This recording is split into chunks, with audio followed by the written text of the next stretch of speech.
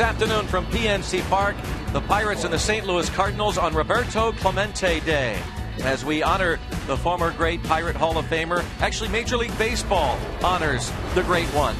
And it is the rubber match of the three-game series, the Pirates and the St. Louis Cardinals. Greg Brown along with Steve Blass. Steve, it's a special day throughout baseball, and I know what it means to you. Absolutely, yeah. He was great. Sometimes we say it too often, but his legacy lives on after all these years. It was a treat playing with him. It was great having Pittsburgh have Roberto Clemente on their team for so many years. Steve, last night the Pirates suffered a tough loss and a lot of controversy surrounding this play. Sam Holbrook is the third base umpire. He's out of position. Pedro Siriaco plainly tags up after the catch is made by Berkman, and it ends up causing an ejection by Clint Hurdle. Watch Daniel Descalzo's reaction. The third baseman, like, we got that call. Can't believe they called him out. And of course, Clint Hurdle, after reviewing it, went out between innings. He is tossed, and Clint Hurdle talked about it. I've gone back and looked after the game, and after I was out, and it's a spot-on tag. I couldn't let Pedro wear it. Everybody in the ballpark thinks he left early, and that's not normal protocol to go out there after that. But somebody that I trust, I have look at him, and they just said no, he left right on time, and I just can't let the kid wear it there. I got to have the kids back, and I've got to pay the price for that, and I understand that. That's inconsequential, but the kid did everything right, and we got the wrong call. Well, there's another play later in the ballgame. Ninth inning, first and second. Pirates down 2. Molina throws to third. Josh Harrison, very close play. Looks as though he is out, however. Yeah, and that kind of play, it's kind of 50-50. You're going to get some of those, you're not going to get some of those. But the previous play, that was a different story. So the Pirates suffer a tough loss, but they can make it a lot better by getting a W today. Charlie Morton takes the hill against Edwin Jackson on Roberto Clemente Day throughout Major League Baseball, remembering the great one. The Pirates and the Cardinals from PNC Park coming up next.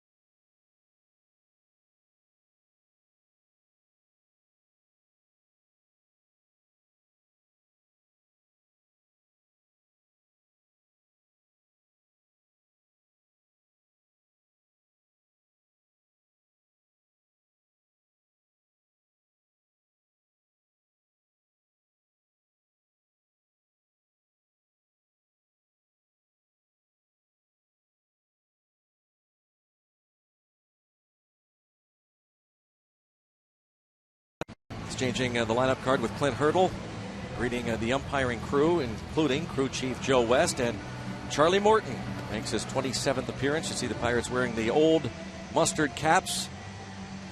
reminiscent of those years when Roberto Clemente played. Rafael Furcal leads off. John Jay will be followed by Albert Pujols and Lance Berkman.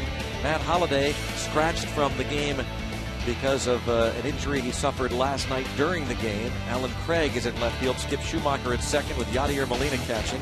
Daniel Descalzo and Edwin Jackson. Charlie Morton making his 27th start of the year, 9-9, and take a look at the numbers. He's had a good bit of rest. He's pitched well on extended days of rest, so we hope that he is not rusty, as was described by Jeff Karstens last night. It is going to be a challenge because the Cardinals have not been very kind to Charlie career-wise. He's worked 37 innings in his career against the Cardinals, 28 earned runs in those 37 innings. Ouch. First pitch, bright sunshine, and first pitch swinging is Rafael Furcal into the right field corner. He leads off with a double. The first pitch of the ball game.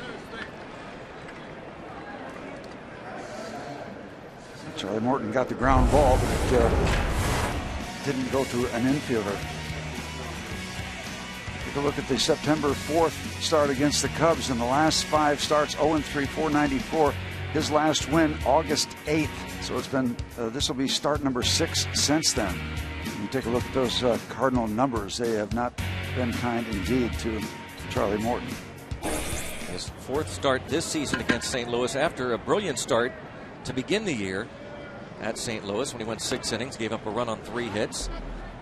As John Jay fouls the pitch back. Last 2 times out this season. Did not get out of the 6th inning.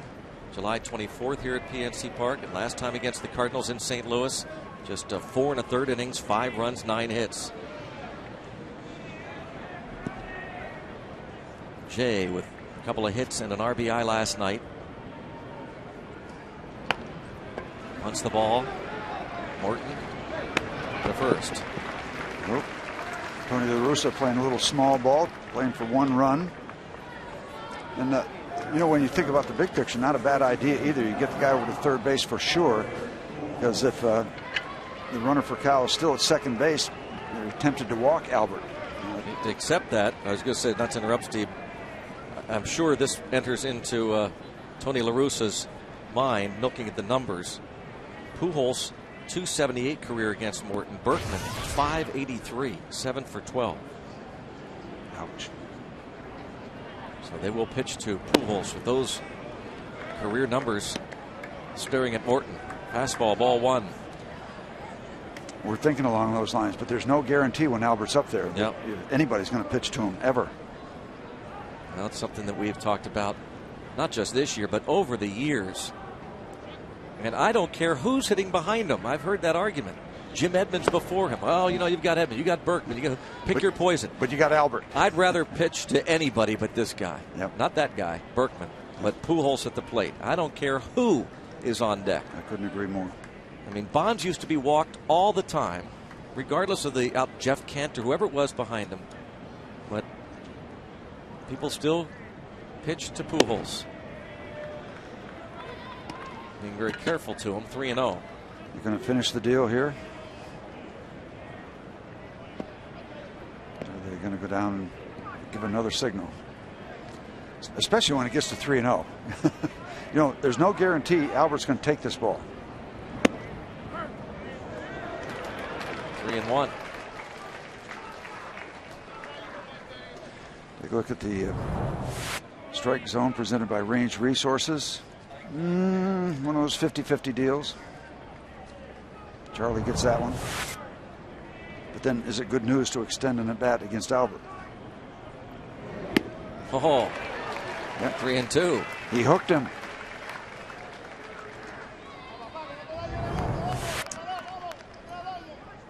Nice curveball, and Albert out in front looking for the fastball, didn't get it.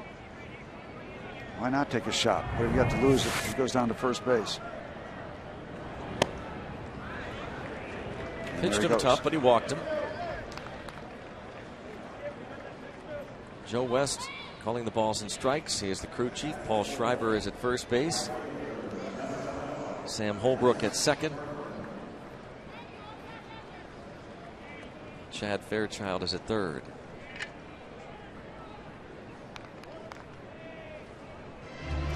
key matchup of the day. Our friends at Day Automotive, Lance Berkman, will keep an eye on this key matchup of the day throughout the game. We're going to make your day. Berkman gave you those numbers against Charlie Morton. 583 lifetime. 28 home runs against the Pittsburgh Pirates. Tells you a couple of things. He's pounded the Pirates and he's been around a while. 166 games. Having a bounce back season. Comeback player of the year. Almost a lock. Yeah, they can shut that down right now. Ball in the dirt. Check swing. And no, boy, it looked as though from our angle. Of course, everybody is sensitive right now to all kinds of stuff going on. It's a long year. And it seems like no call goes the way of the Pirates anymore. Yeah, it's almost like a feeling that a lot of people think it's a vendetta against the Pirates, and it's not. I can't believe that it is. Perfect double play candidate if you can get him to hit the ball on the ground, but he's got that lift swing. Ball bounced foul. He's got the lift swing, and Charlie likes to keep the ball down. He gets more ground ball outs than anybody else in baseball. Looking for win number 10. We've got 3 guys sitting on 9 wins. We've got to break through.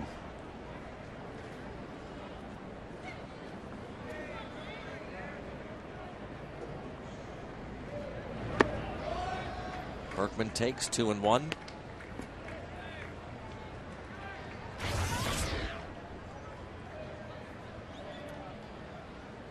Numbers don't lie. Talk about comeback player of the year. Pretty much a lock. You're looking at him. In the top 10 in homers. Pujols has 7 stolen bases in 8 attempts, so even though he is slow of foot these days, he will pick his spots. Berkman 1 year ago today, 13 homers, 54 RBIs, and a .253 average. Yeah, Albert will go if you get careless with him.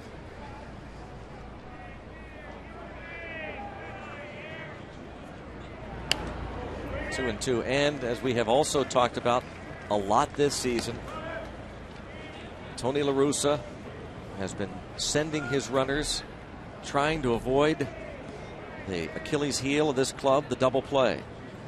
They've hit into the most. The Pirates have hit into the second most, by the way, and meanwhile the Pirates pitching staff has induced the second most, second only to the Cardinals in terms of inducing double plays. Morton will take that against his nemesis. Good work. And Berkman is somewhat of a strikeout candidate. That's number 86.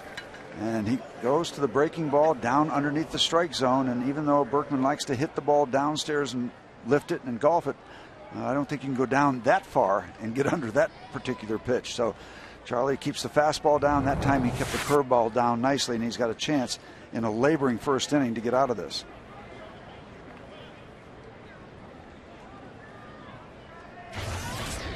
Big time strikeout. Alan Craig. Yeah, no Matt Holliday, but no rest in sight. He's a fine year, Alan Craig. Matt Holliday had to basically forfeit an at-bat last night in the 9th inning. He sprained the underside of his right hand, swinging the bat in the on-deck circle. He was going to return to St. Louis this morning to see a doctor. Strike one on Alan Craig. Holliday had to be replaced by Corey Patterson for his last at-bat. And Matt Holliday, talking about how concerned he was, says never had anything like this before. A lot of connective tissue in the wrist and hand area. These hitters, and they test it and challenge it every day. A lot of batting practice, a lot of swings, a lot of wrist and hand action. I'm surprised that there aren't more wrist-hand injuries. Steve, one of his teammates, was quoted in the St. Louis Post-Dispatch today saying it's not good. And a base hit past Derek Lee, and a 1-0 lead for St. Louis. That's a double for Alan Craig. For call scores, Pujols to third.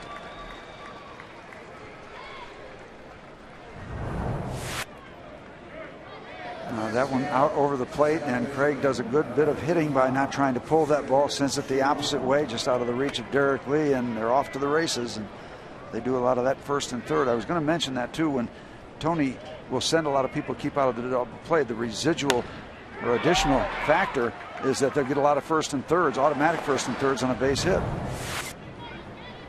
Craig's double gives the Cardinals a 1-0 lead. And now Skip Schumacher, who's a career .500 hitter against Charlie Morton, 10 out of 20.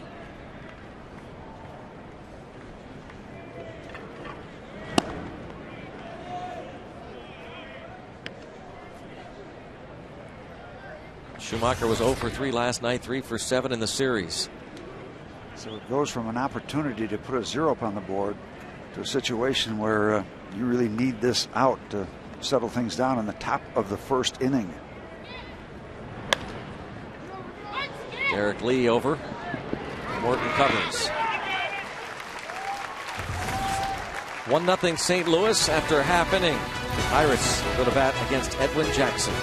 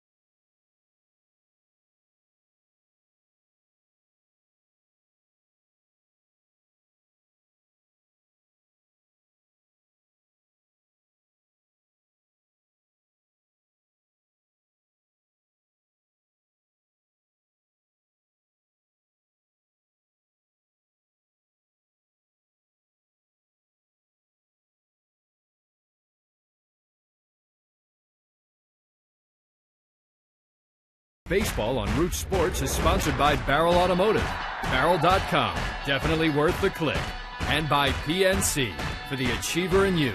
Let's go, Bucks! Bottom of the first inning, and it's Edwin Jackson on the hill for the St. Louis Cardinals. He'll be facing this Toyota starting lineup. Alex Presley returns, top of the order, then Neil Walker and Andrew McCutchen with Derek Lee hitting cleanup. Ryan Ludwig, the former Cardinal, bats fifth. Pedro Alvarez at third base today. And Ronnie Cedeno, Michael McHenry, and Charlie Morton. Against this veteran, Edwin Jackson, the Cardinals are a 6th major league team. He's bounced around. First pitch in for a strike, and this is his 10th start since joining the Cardinals. 4-2 in that time with a 3.44 ERA. 3-0 against the Bucks career-wise.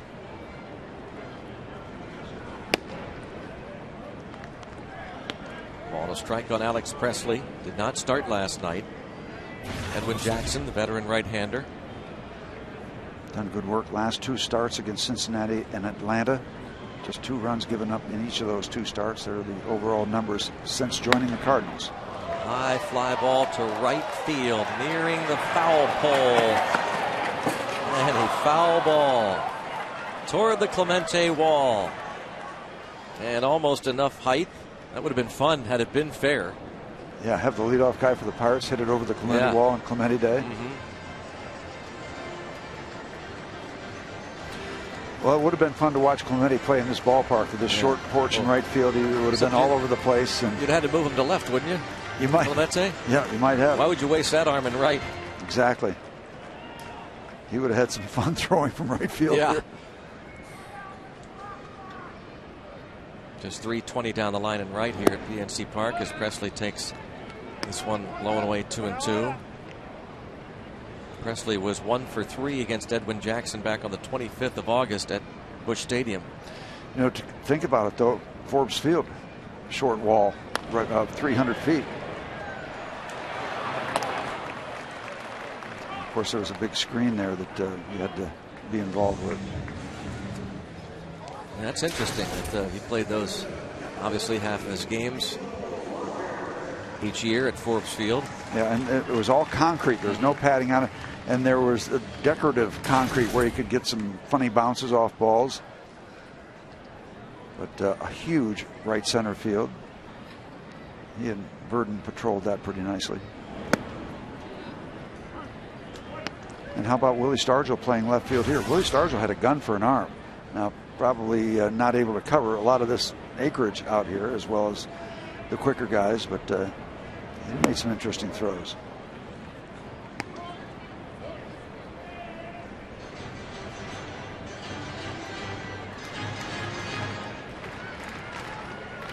Deep left center here at PNC Park. And the short porch and right. Neil Walker takes the ball low. Walker was over 2 with a walk on the 25th when Edwin Jackson went 6 innings. He got the victory despite giving up 4 runs. 1 was earned. David Freese committed a costly error.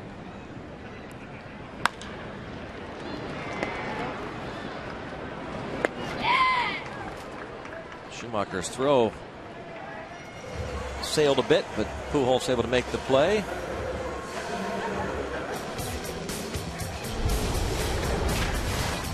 Edwin Jackson, Steve mentioned his last start against the Braves. 19 starts with the White Sox, 7-7, 3.92 ERA. 10 starts since the break, ERA under 3. Since joining the Cardinals, 4-2 at 3.39 ERA.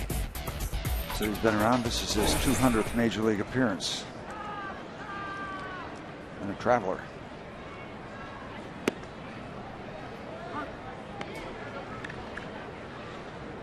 McCutcheon. A 2-run bomb last night over the right center field wall, deep. Might have broken his bat there, a little flare. 1, 2, 3. The Pirates retired after 1 on a Wednesday afternoon.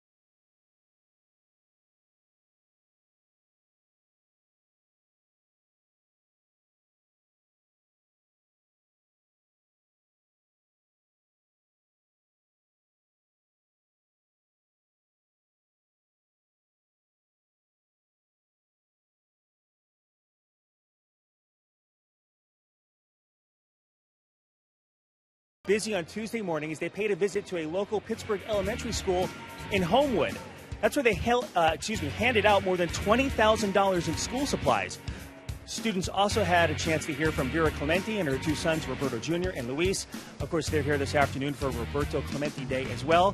Big day for a lot of people around Major League Baseball, guys including Jeff Karstens, who has been nominated for that award. And Steve, I'm sure you know better than anyone how special that award is. Absolutely. It's all over Major League Baseball, Dan, and there's a representative from each team, and I think during the World Series they announce the overall winner, and it's a big deal, especially a big deal when we hear Roberto Clemente's name in this town, because he is still so much alive in our memories and in our hearts. What he did here for so many years and what he did all around baseball, representing himself in the city. And first batter is retired, Roberto Clemente Jr. throughout baseball, and former Pirates on hand, that all-minority team, the first time a major league club had started an all-minority lineup. Many of those members of that all-minority starting lineup on hand. Jeff Karstens getting a hug from Vera Clemente.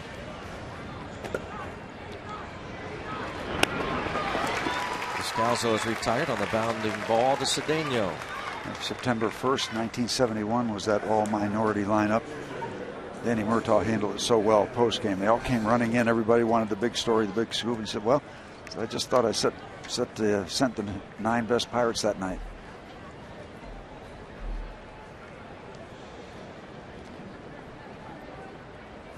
Oh, the old mustard caps. Wow. A few memories there. They got a lot of criticism until they got into those conductor hats.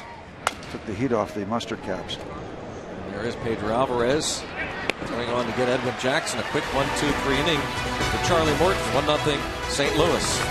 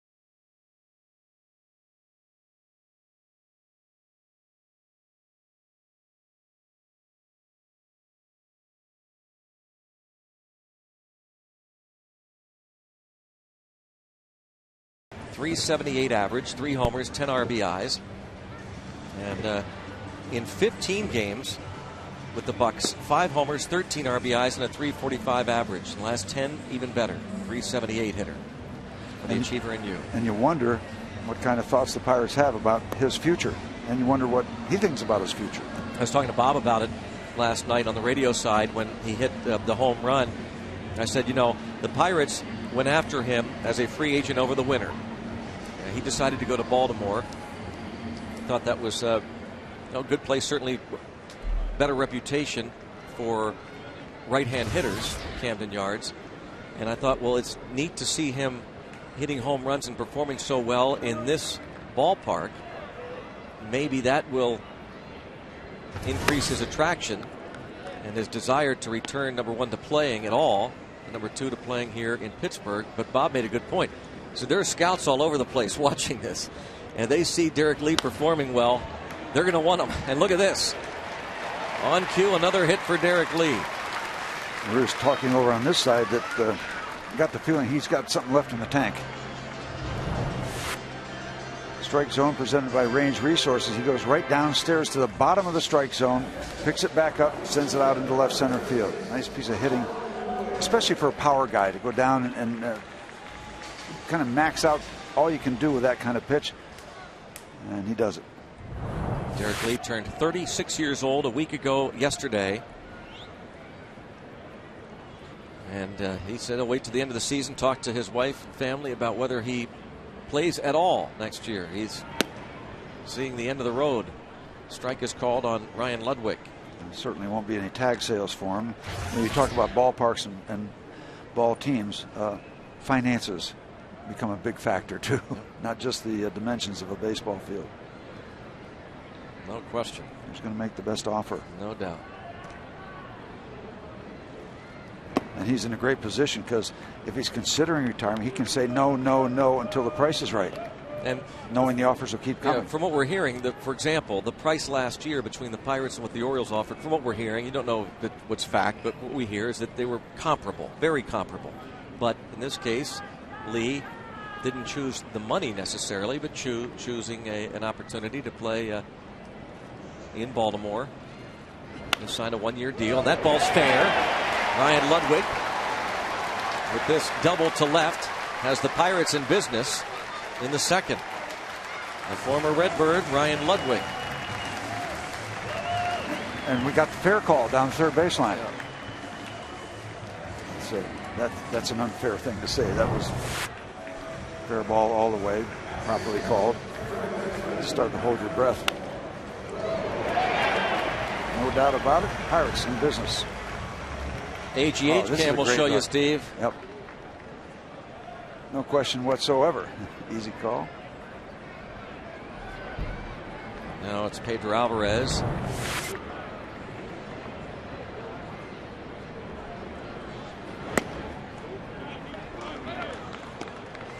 Ball one.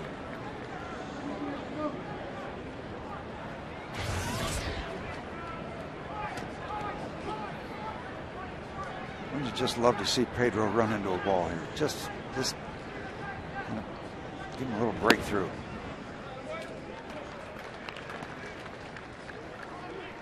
Two 2-0 on Alvarez. Solid single as a pinch hitter in the ninth inning last night against the hard-throwing right-hander Jason Mott.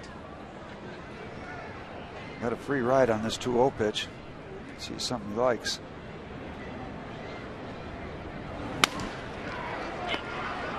Breaking for the plate. And the out call there as Derek Lee is retired. It sounded like a broken bat, grounded to Pujols, who threw to the plate. And Molina applies the tag, retiring Derek Lee. There aren't many situations where a first baseman will go to home plate on this kind of play, but Albert Pujols does. And I don't know if Derek Lee hesitated, because you see how deep Pujols is playing, and still a comfortable out at home plate. Here's the end of it.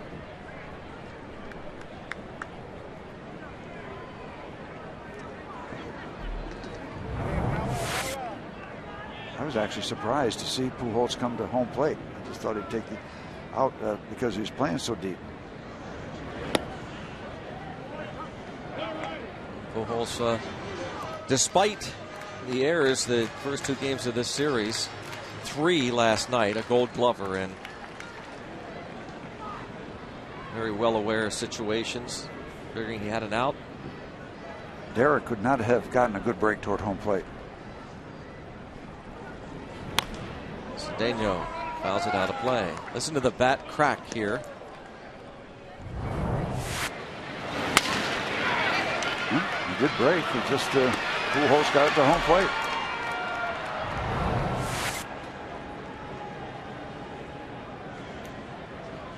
Maybe Albert's just looking for a redeemer from last night when he was just really struggling. What 3 errors as you see there. Now with 14 on the year. And here we are, the anniversary of our buddy Bob Brenly. Then with the San Francisco Giants back in 1986. Brenly now the color analyst for the Chicago Cubs. 4 errors in 1 inning. 1986, but he atoned with a couple of home runs, including the game winner. Gave the Giants a 7-6 win over Atlanta. There are happy endings. Brenly, primarily a catcher, was playing third base that day.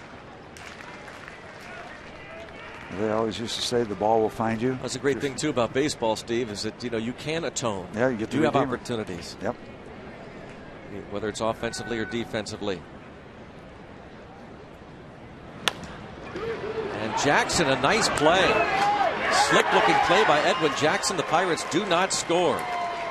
Inning-ending double play. 1-0 St. Louis.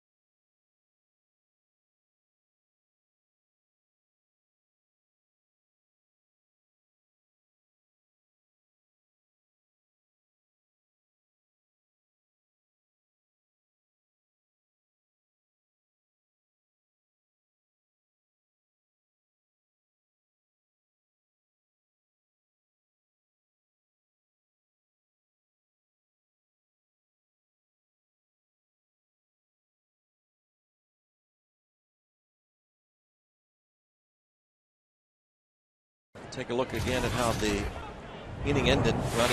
Ronnie Cedeno. Nice little play there by Edwin Jackson to for call and on to first. They turn the double play. The Pirates do not score. Second and third, nobody out. After great beginnings and good solid throw, a little bit high by Jackson, but they get it done. Everything goes for naught after that good start. Good for call.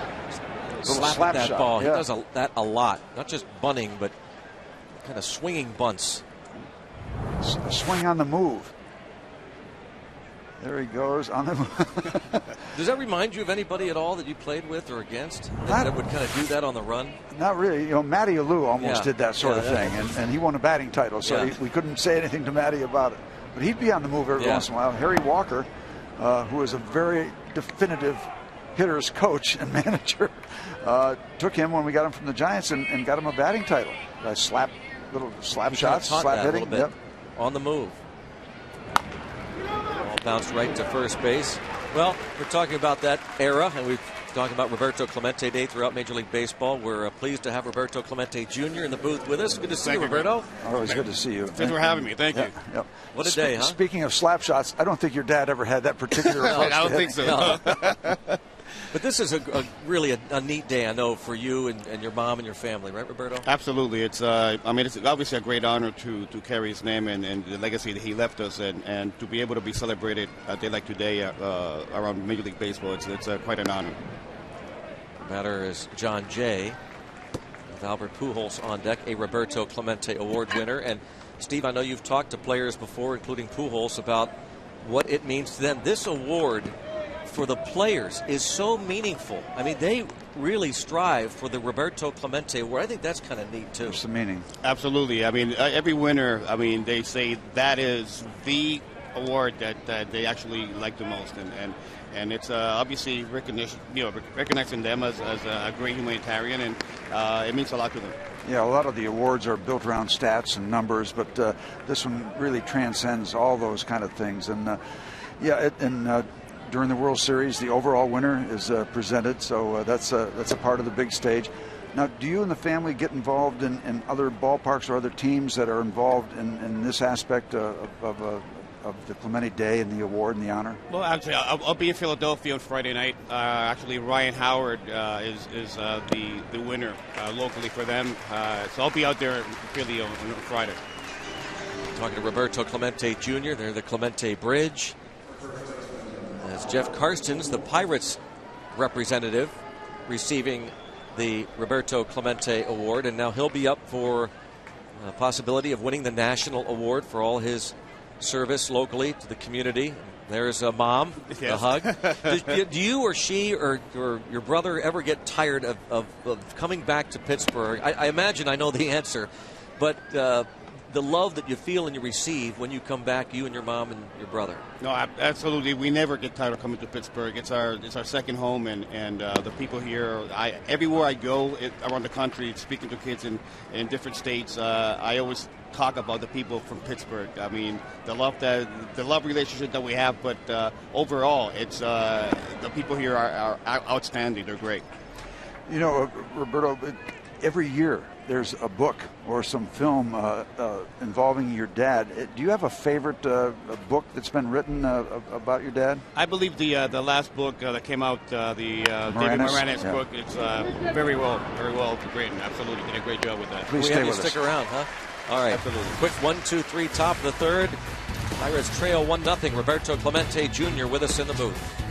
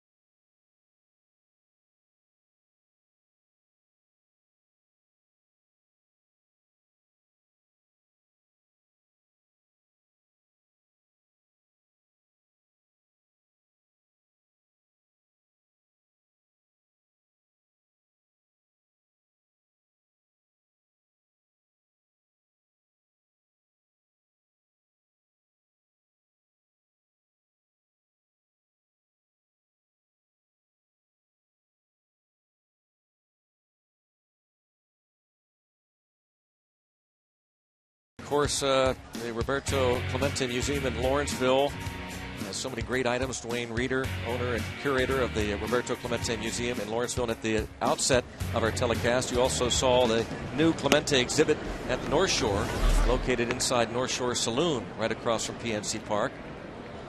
Roberto, one of the questions I always get, how many more years could your dad have played with the body and that he had and the shape that he was in? I mean, he was 38 when he passed away.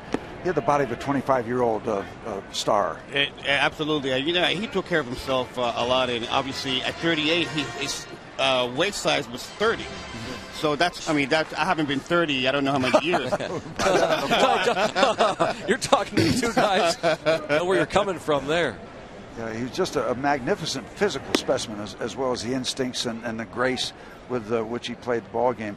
The other question I get so often, what would Roberto be doing today, this day in Puerto Rico? And people say he would have owned Puerto Rico. He'd probably be governor, but yes. Obviously his dream was to have a sports complex for the kids, and I'm sure that he would have been there every day working with kids, no doubt.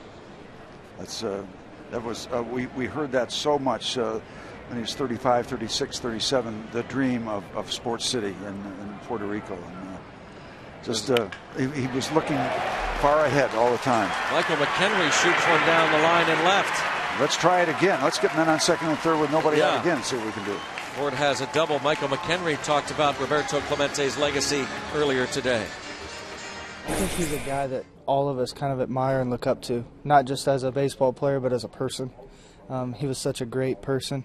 You know, I didn't even realize how much he gave back to the community until we did a little appearance yesterday, and man, it almost kind of choked me up a little bit to know that such a great ball player was such a great human being. I mean, that's what it's all about. I mean, only half of our job is to go out here and play every day. It's to give back to the community and, sign autographs and whatnot. And to know he did that and twice as much is just priceless.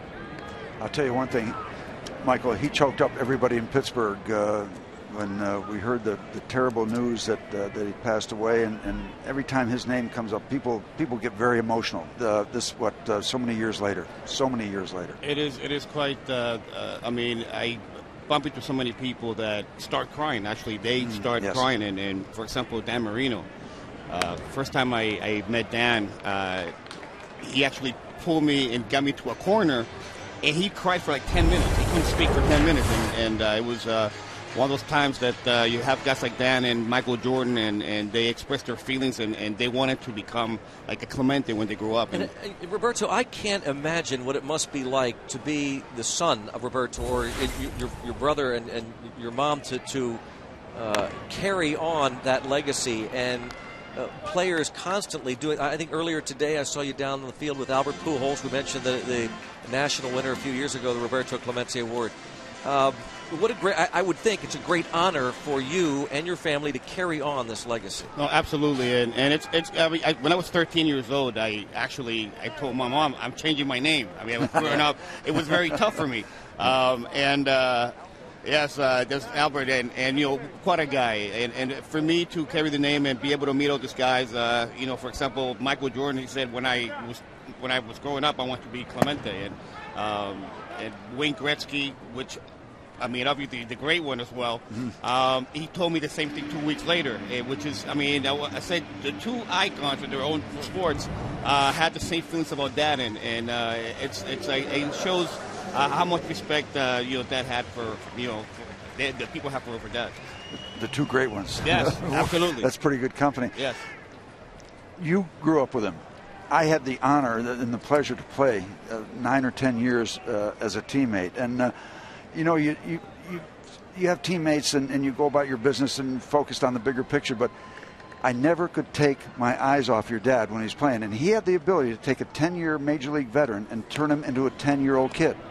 To watch him, you couldn't take your eyes off. You didn't want to miss anything he did, and I'm out there pitching. I look around, hey, who have I got? Roberto Clemente's playing right field. I'm okay. I said, hit it out that way. We're going to be fine. And just to watch him run around the bay, he galloped, but he got there quickly. Yes. He was just a mesmerizing person on the ball field. And you take away the numbers. He had a charisma, a personality as a baseball player. I don't know if I've ever seen anything like it. And to watch him every day, see him in the clubhouse, and have people realize in the clubhouse what a great sense of humor he had. Absolutely. A lot of people thought he is stern, he's aloof, he carries himself differently. In the clubhouse, when he knew it was just us, he was a riot. We had more fun. Clemente would scream at him in Italian, the limited Italian he had. Your dad would go back at him in Spanish. Clemente would try to come over and ask Doc Ellis what he said. I mean, it was just crazy, and it was all good, good. The stories at the house after the games, and players come in to have dinner late at night, and the stories. He really let his hair down, and he was a fun guy. I mean, his sense of humor was absolutely fantastic. Yeah, I loved getting to know that part of him, and day after day when you travel, obviously with a baseball team, it was just great to know that he had his fun too. Even though he had his game face on, he had all his fun. Oh, look at this. Alex Presley goes the other way, hits it over the head of the left fielder Craig, and a double to tie this game at 1 for Alex Presley. An opposite field two-base hit, scores McHenry. It's 1-1. Well, he tried it down the right field line when he let it off the bottom of the first inning and just missed a home run, so that didn't work. So, all right, we're going to go in the other direction, and the Pirates are on the board and still in business. Now, Roberto, you played. You got signed. Tell us how that went for you. It was great. It was, in a way, I put a lot of pressure on myself, and I signed with Philadelphia in 1984, got to spring training, and from that day on, baseball for me stopped being fun. It became so much pressure with your name. The first day of spring training, I mean, just the media attention was just out. I mean, it was just great, and I did not like that part of it because I want to go there and do my best and actually just stretch. And be yourself. Be myself, exactly. And that's when I missed Dad the most because I did not have anyone to talk to, be able to ask the questions that I needed to have answered. And, that's when I really realized how much I missed him. Well, you talk about that, of course, the shock of when the accident happened, the grieving, and then you get a degree of relief from that, and then spring training starts, and your dad is not there for the first time in 20 years. That was a whole new process to go through. It was just doubly tough at the time, and then tough again in spring training, and to go through that year without him in right field, it just seems surreal. Walker chops it to Pujols, and that moves Presley to third, but now with 2 outs. And Neil Walker, of course, a Pittsburgher, certainly understands the legacy of Roberto Clemente. Roberto Clemente in this organization is, probably the most highly regarded and respected person in this organization, and maybe in all of baseball. So, we should probably do more, to be honest with you, over the course of a season, and wear a patch or something like that. But for today, for it to be his day, that's something special. And I know a lot of people are going to go out and per se try to win this one for him. Roberto, it's sitting with Neil and telling me his story, his father's story. He was in Puerto Rico when the accident occurred, and he was actually going to go. He wanted to go with Dad in the plane, and he says, if it wasn't for your dad, I would not be here, because his father would have been on the plane with Dad. So. But Dad said, no, go home and stay here with the family. Well, we say he certainly gets it. Neil Walker, Pittsburgher, and his father Tom, a former big league player. The Roberto Clemente official lineup card. Every team in baseball has one of those lineup cards on Clemente Day. And talking about honoring, I know you had been on, you and your family, on the bandwagon of trying to, I believe you still believe that baseball maybe should do like Jackie Robinson, retire 21. Have you come off that at all? Have you thought about it? And are there maybe other ways to do it? No, I believe that, the commissioner said it's not going to happen. We can't have that happen. But for me, I think they're doing great stuff with Clemente Day and obviously the Clemente Award. So I think that he's been recognized. And now talking about having the film, doing the movie, we're concentrating and doing all those projects right now. He is so special that the commemoration would have been nice, but we all have so much because the memories are there without the number. And I remember in 1973 we wore a patch. I still have a game jersey with a 21 on the shoulder, on the sleeve. We're talking about perhaps next year. It's the 40th anniversary, actually, next year. So we're talking about a patch next year. So Roberto, thanks guys, so much. Thank you for having me. Always great to see you. Thank you. Roberto Clemente Jr. with us on Roberto Clemente Day. 1-1.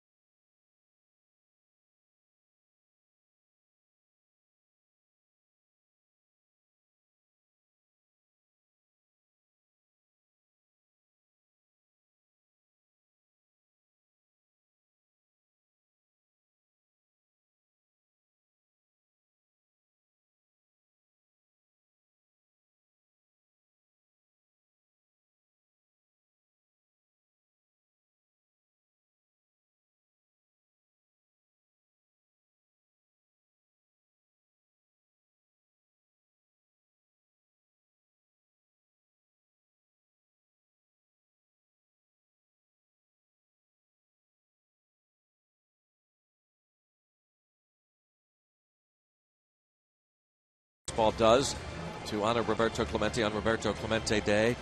All the bases with that medallion. Special man, a special day, honoring the great one. I was glad to hear Roberto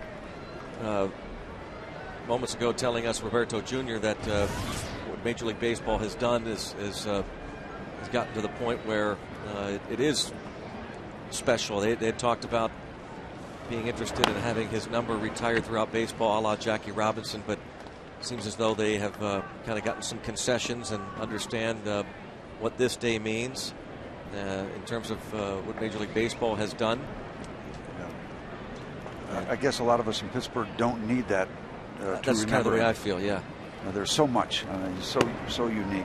I tell you what I'd love to do, Steve. I'm glad that the Pirates are home on Roberto Clemente Day. I'd love to see baseball make certain that the Pirates are home make it September 21st, and the Pirates are always home every season on that day.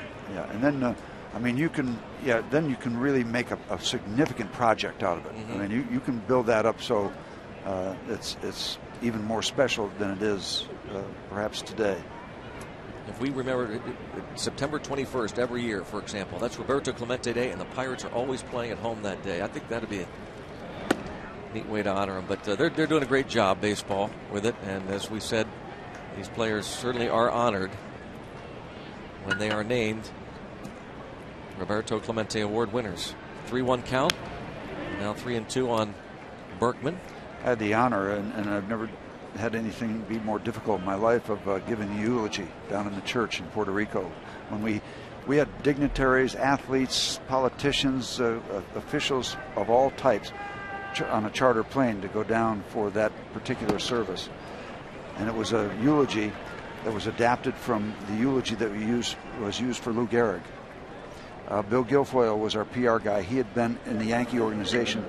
He approached them to get permission to adapt it to Clemente. And it's not a long eulogy, maybe just a couple minutes, but it was the Lou Gehrig eulogy, and they adapted it for Clemente, and that's the one I read down in the church in Puerto Rico. It was a very, very emotional, difficult thing to do. Here's today's AT&T Mobility Trivia question. Who was the first Pirate to win the Roberto Clemente Award?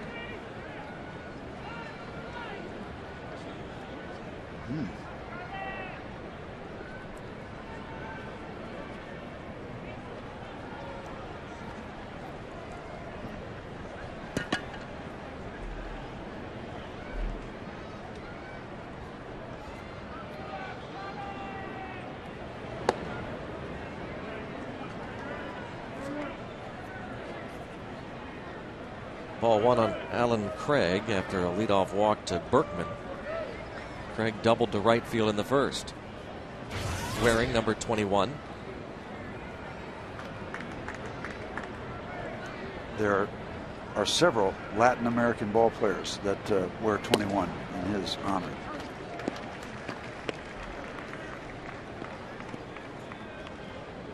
One ball, one strike on Alan Craig.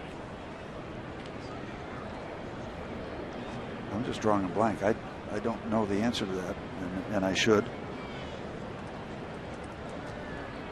Roberto Clemente Award, originally known as the Commissioner's Award, and Craig is hit by the pitch. 1971 was when it was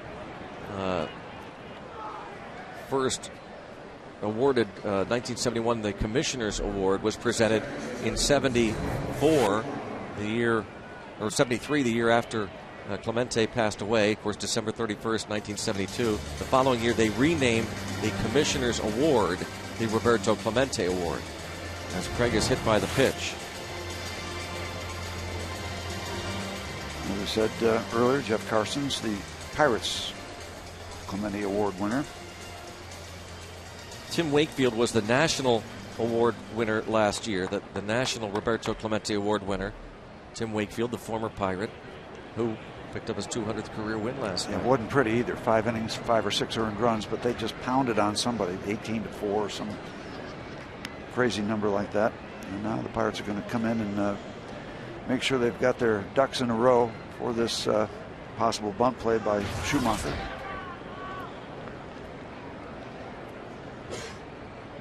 One ball game. Schumacher, great career numbers against Morton, so he is not bunting, and he lines it toward right. Ludwig, runner at second, will tag and move up 90 feet. Berkman into third.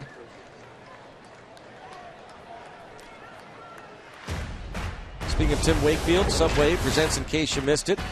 And you realize Mariano Rivera picked up his 600th career save. He will easily surpass Trevor Hoffman for the all-time record. Ryan Braun, walk-off solo homer in the 11th against the Rockies. Brewers' magic number to clinch the Central down to 8. Justin Verlander wins his 23rd of the season. 7 shutout frames last night against the White Sox. Dustin Pedroia had a pair of homers, drove in 5 against the Blue Jays in that big win over Toronto. And Wakefield, 200 career wins. How about Justin Verlander? What a year he has had. Is having. He's not done yet. Tigers have won 11 in a row. Molina, certainly a double play candidate. Flied to center in the second inning. And this ball hit the other way and deep. Hits off the wall and caroms past Ludwig. And that might enable another run to score, and it will. Ludwig not able to make the play immediately off that wall as it takes those odd bounces. And it's a 2-run double for Molina. He continues to torch the Pirates. Not only hitting that double off the Clemente wall, but getting a St. Louis Cardinal bounce. As Ludwig went back and trying to position himself where he thought the bounce would come to, it didn't come that way. Check it out. There's the impact. You hear it too, but then the big bounce. There's a lot of different surfaces out there. And when they're sure the ball's not going to be caught, they had to hold, but still time with the bounce to clear the bases.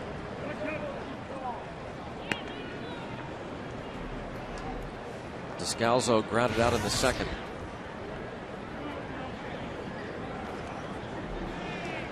Talk about getting hurt by a walk and a hit batter.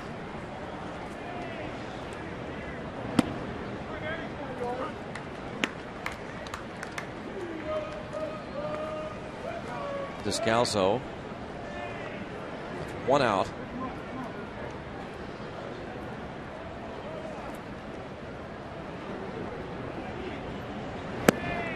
One ball and 2 strikes. Take a look after the busy business in the top of the first. Charlie got it together, retired 7 in a row, but then a free pass and a hit batter.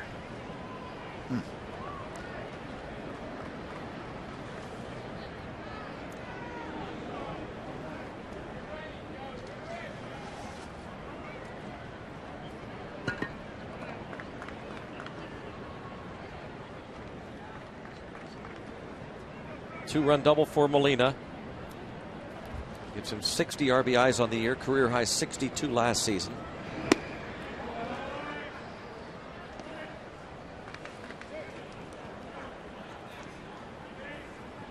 Two and two on Descalzo. The Cardinals have scored more runs than any team in the National League.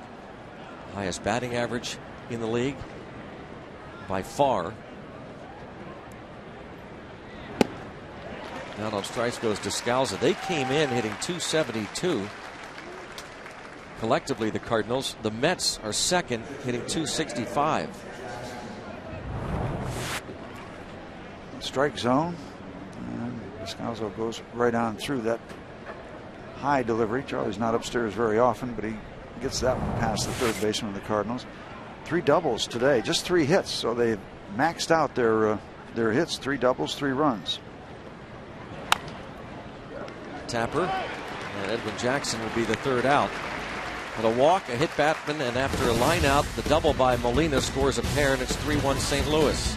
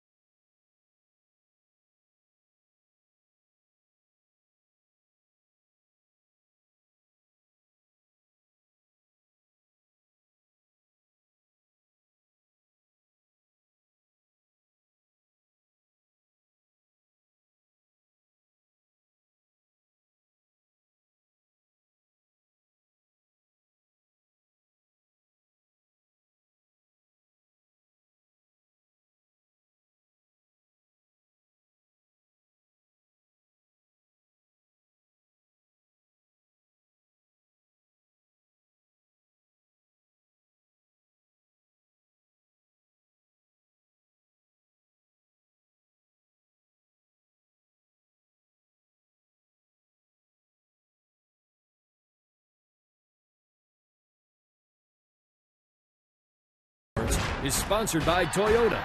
Buy right the first time and save more. Visit your local Toyota dealer for details. And by AT&T.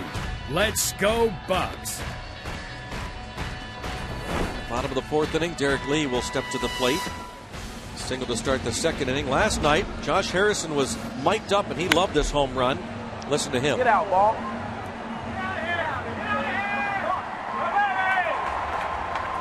Lee. Hey. Outstanding. I hit that. That's bouncing you in the gap. Not even on the warning track. Derek Lee's home run over the right field wall in the third inning. Josh Harrison was mic'd up. It's kind of fun to hear those guys, and when it's not a structured environment with a straight interview format. You can tell they're having some fun with things. They keep it loose, keep it light. Fans don't really get to see that side of these guys that often. Everybody's kind of careful with answers, and you get some cliches and that sort of stuff. Just like Kevin Costner was coaching Nuke Lalash down in Bull Durham. Here's what you got to say. Can't do it every day, and right. All that stuff. Scripted. Yep. Derek Lee with another hit. Derek Lee starts this fourth inning off with a base hit to center.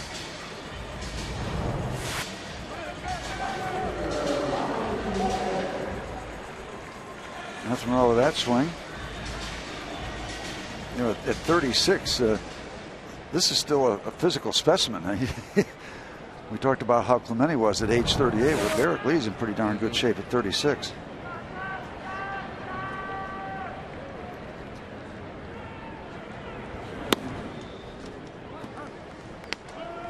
Ryan Ludwig doubled down the left field line in the second. This is his 28th game in a Pirates uniform. Lee, who spent some time on the disabled list with a broken wrist, is playing in his 16th game. And of course, Ludwig was also on the DL with back spasms.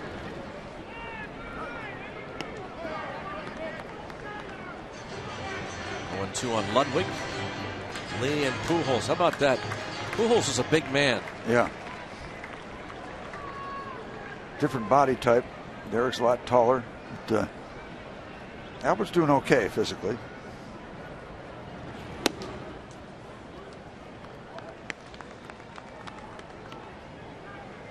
One ball, two strikes on Ludwig.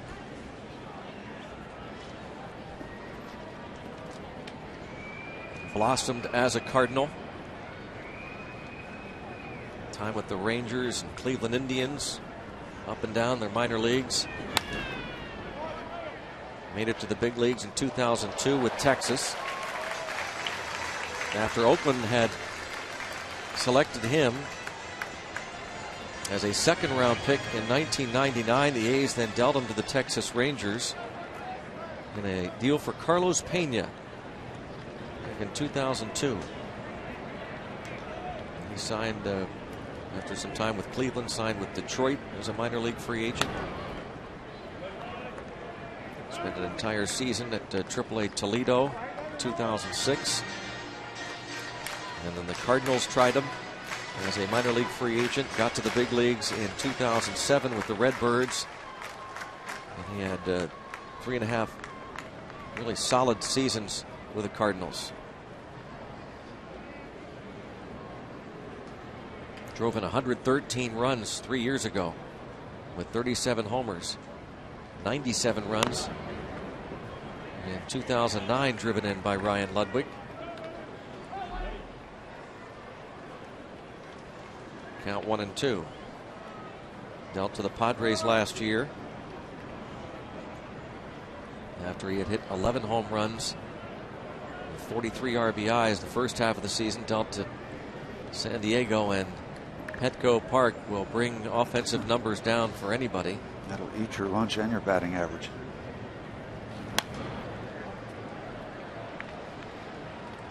Remains 1-2 on Ryan Ludwig. You know, you look at that whole scenario. Petco Park is so huge. Now, should it have that much of an effect on your batting average or just your power? Let's get into discussions about that.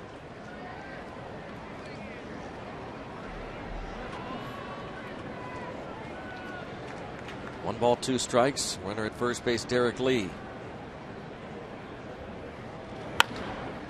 Double play ball, routinely hit. You won't see one more routine than that.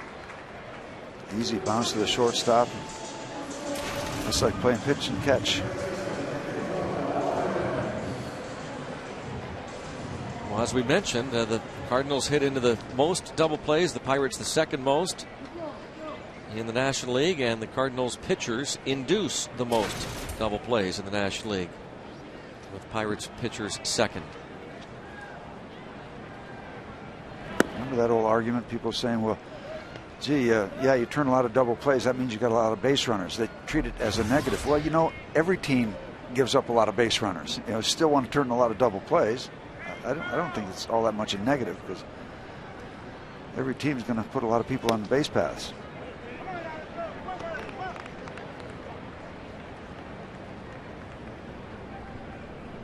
Two 2-0 on Alvarez. Edwin Jackson has given up 8 homers in his first 9 starts with St. Louis. And now 3-0.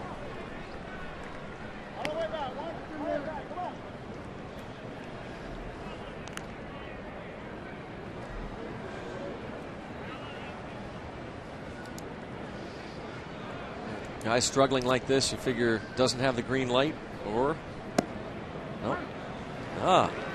Strike. He tossed the bat away too early. Joe West calls it a strike.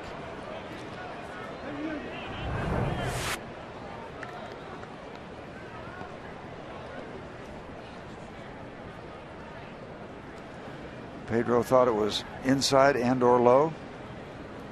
Take a look at the strike zone. Yeah. Again, one of those 50-50 jobs. Bounce to Pujols.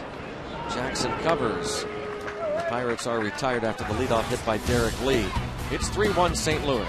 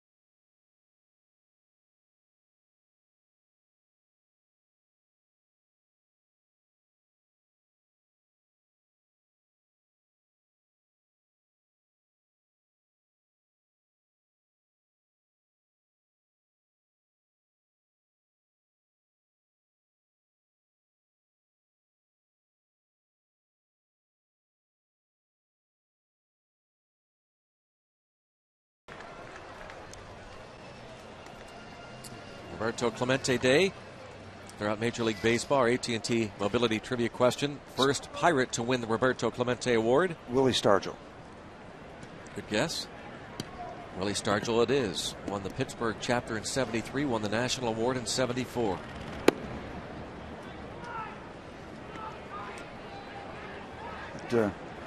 Not that any of the trivia questions are easy, but that one kind of logic. After the accident, Stargell became such an iconic figure. Not that he wasn't going to be anyway. But Steve, you talk about Clemente having that presence, that aura, unlike anybody you've seen. Yeah.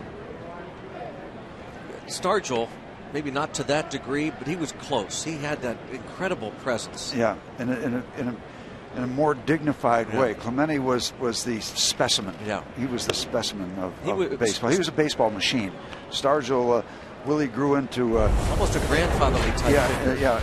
Into a avuncular. Yeah, he kind of grew into himself as a person, and he carried himself very, very well too. Both of them missed, and just so lucky to play. I came up through the minor leagues with Willie, and he just took off. In fact, he came down to the Dominican Republic in the winter of 1963 to kind of hone his game after he had gotten to the big leagues. So you talk about big leaguers going to winter ball or instructional league, and Stargell was involved in that. Close play after Furcal walks. McHenry guns it toward first.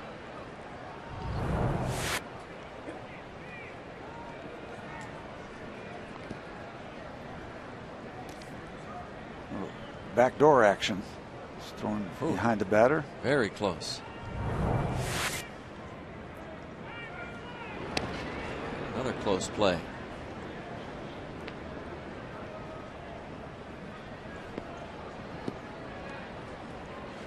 The winter ball has been a big topic of discussion the past few weeks. Furcal, a bluff start. And a strike 1-1. We have learned that Chase Darno will go, and talking to him yesterday, he's anxious to do it, knows it will help him. Pedro Alvarez, if they can find him a spot, he is committed to going if they can get a roster spot somewhere. There goes the runner, pitch out, and the batter swung at it, and they caught stealing. Wow, John Jay swung at the pitch out. Caught stealing. 2-6. A lot of stuff going on there by home plate as McHenry comes out, and the bat almost clipping Michael McHenry, but he kept it together, kept his focus, kept his concentration, and a tough tag because that ball is heading back toward first base. So Cedeno has to deal with the traffic as he goes over, gets the ball, makes the tag. A lot of stuff going on. 2-6 is the bottom line. Well, they're in a suicide squeeze. Have you seen a batter swing like that on a pitch out? No. 2 outs. That is bizarre. Well, I've seen batters throw the bat at the ball. Yeah. Jay is retired, trying to protect Furcal on the pitch out. Pirates guess right. 2 down. Getting back to that winter ball thing, a lot of us went because two things. We thought it could help us get back to the big leagues or get to the big leagues. Plus, it was some extra cash. Always like that. Oh, yeah. Nice to clear up the bases now as Pujols is at the plate. I wonder how close Jay came with that bat to Michael McHenry. There goes Michael out there. Here comes the bat, the ball. Well, no, not all that close.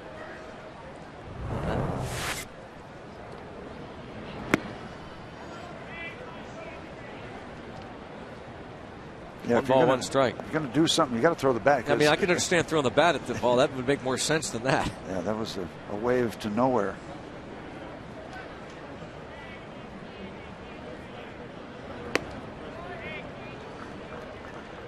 Albert Pujols, you'll find his name among the league leaders just about every year in just about every category. Barrel Automotive league leaders in most homers against righties.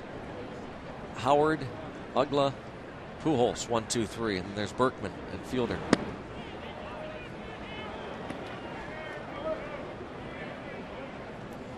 I think I saw a stat or something that Albert's only been intentionally walked a very limited number of times. Yep. 14 or some crazy number, 14 or 15. If it's that low, I'm not sure, but it's low. As this ball is bounced to the shortstop, Cedeno, 6-3 on the putout.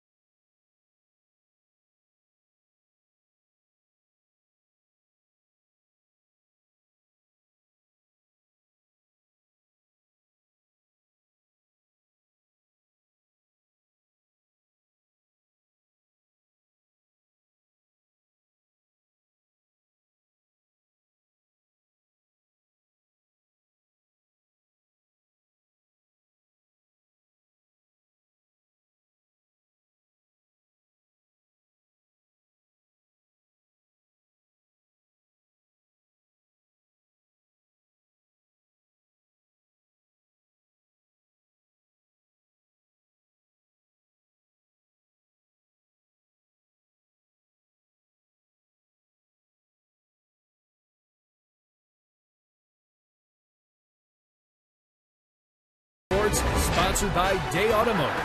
We're going to make your day. Let's go, Bucks! Welcome back. The Pirates and the Cardinals.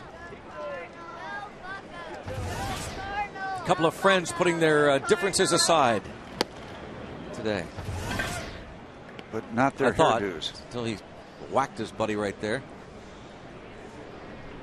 Cedeno, McHenry, Morton. Nick Punto takes over at short.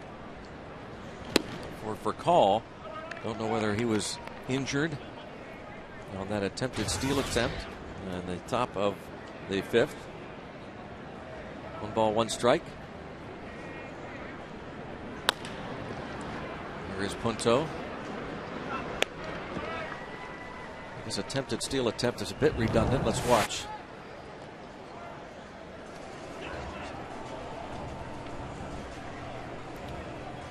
Might have hyperextended or do some of that left leg or ankle. Got it underneath him as he was sliding.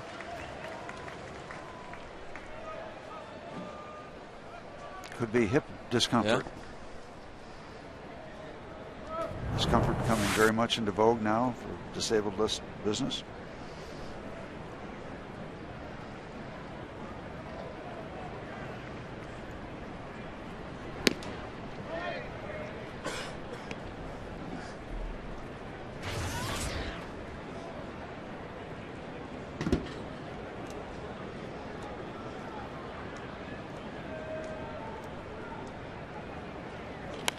McHenry doubled to start the third and scored on an Alex Presley 2-base hit.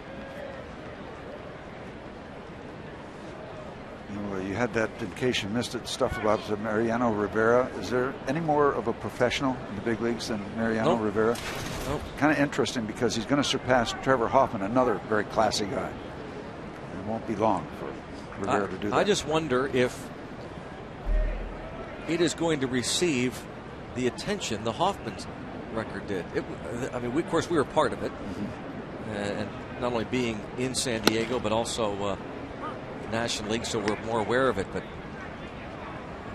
it seems to be going along quietly here, Mariano Rivera. Just, I guess that suits his personality. Yeah, he's just such a low-profile guy. But keep in mind, he plays in New York. So when it happens, you would hope they'd make a big splash out of it. He's been so great.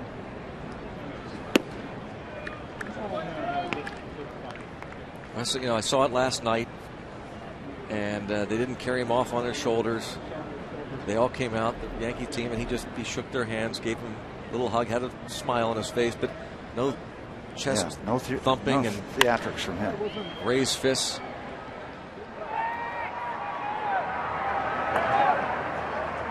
Henry flies out to center. Charlie Morton will come up with 2 outs, and nobody on here in the bottom of the 5th inning.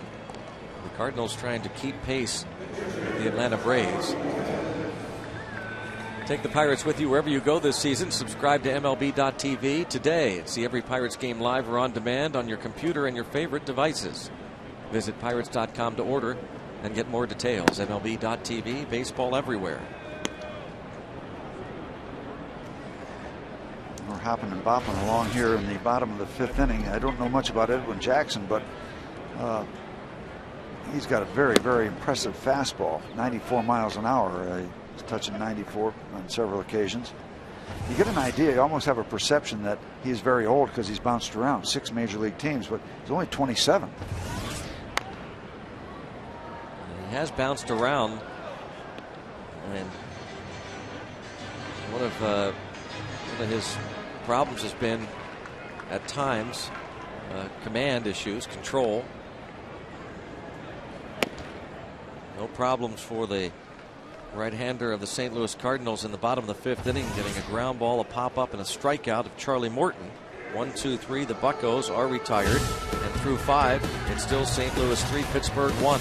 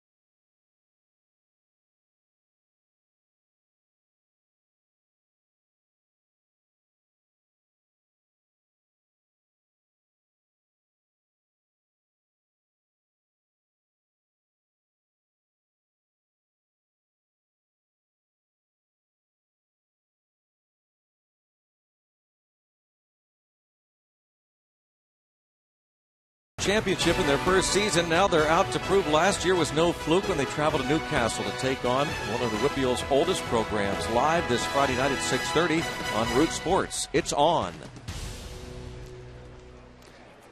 The Newcastle Hurricanes, back in the glory days of Lindy Laurel, legendary coach up there. One of the great rivalries used to be Newcastle and Butler.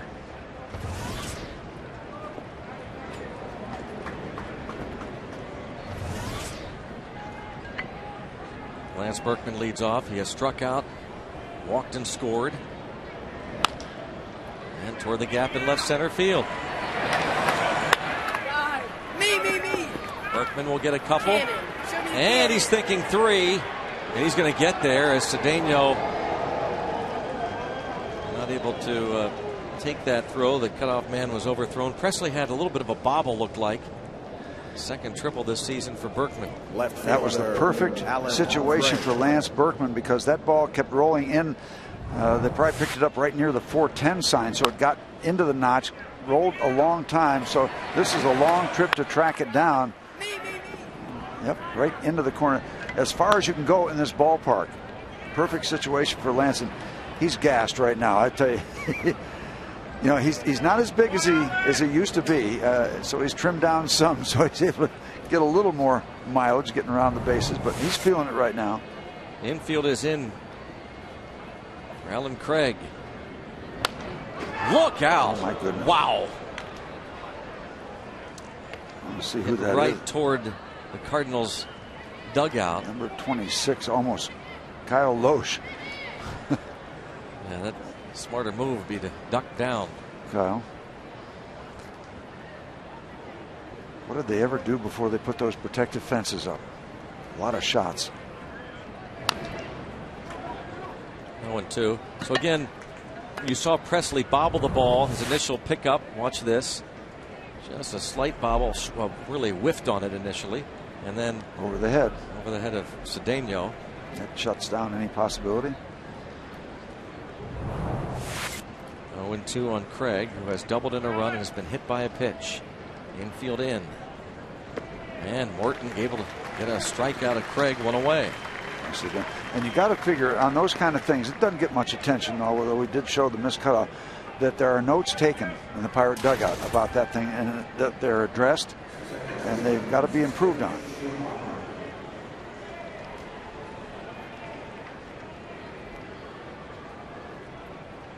You've got instructors that apply to offense, defense, hitting, pitching, running, and so that has to be brought up. You must hit the cutoff man.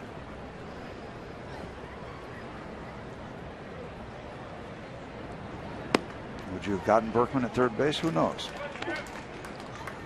But you'll never know if you miss the cutoff man. Strike on Schumacher.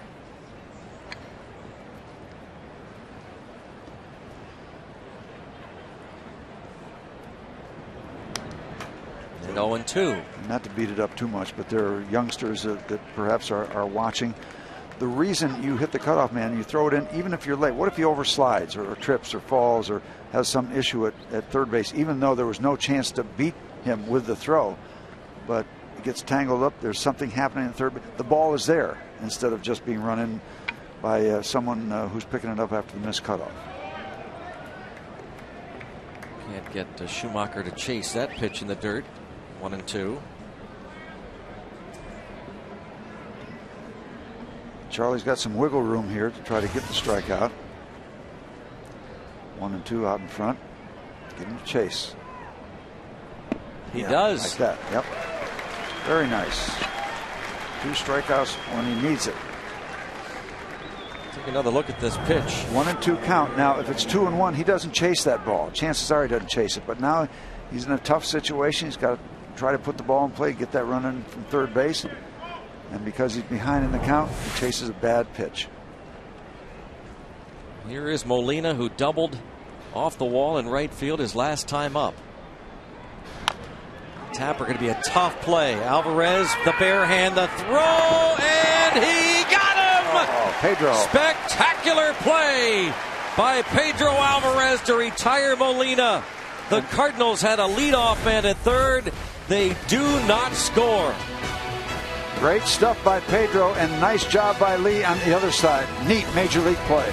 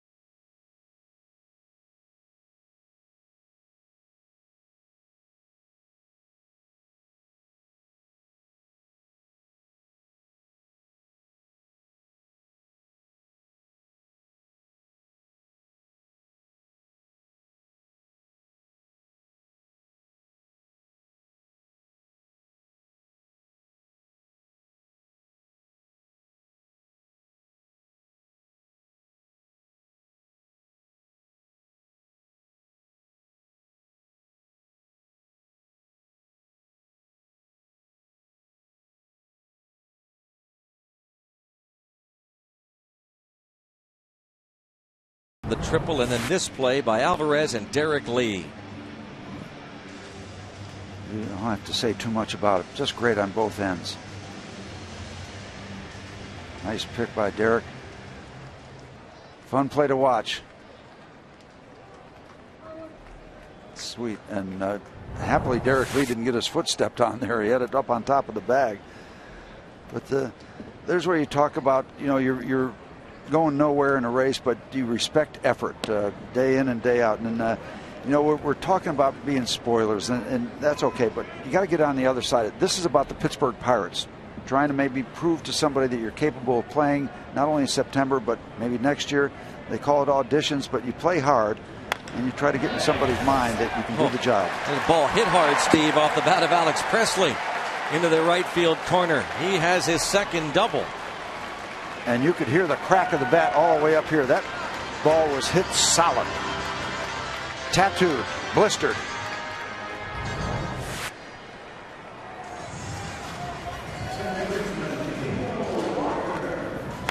Oh, love that sound now that I'm not pitching anymore. When you get a Pirate to hit a ball that sounds like that, good things are going to happen.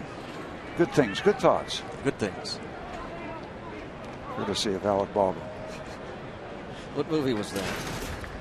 Oh boy, we'll get it. The guys in the truck will have it for it. I can't remember. Good thoughts. Good thoughts.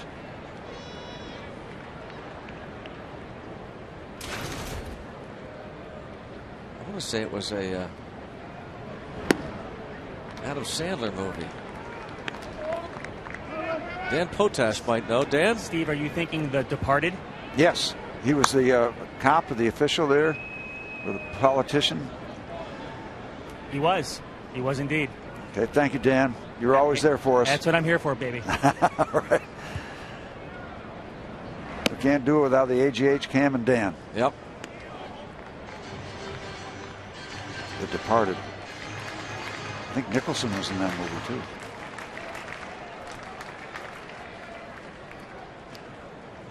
You're going to look it up for me, aren't you? No, it's Please? Done deal. No, we got it. Neil Walker, 1 ball, 1 strike count. Down a pair.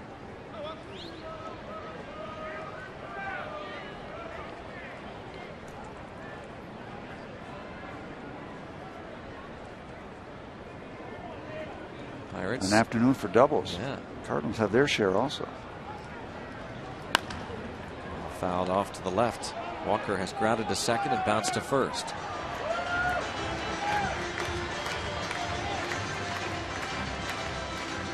The great play that finished up the sixth, but boy, the work of Charlie Morton against Craig and Schumacher too, to set up the chance to not let the Cardinals get that run in the leadoff triple. Usually you just kind of assume that guy's going to be in there and you go about your work against the next hitters. Charlie set it up.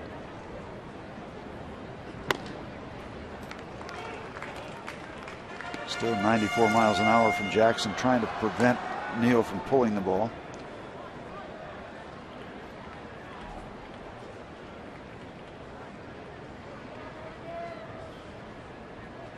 Runner at second base, nobody out.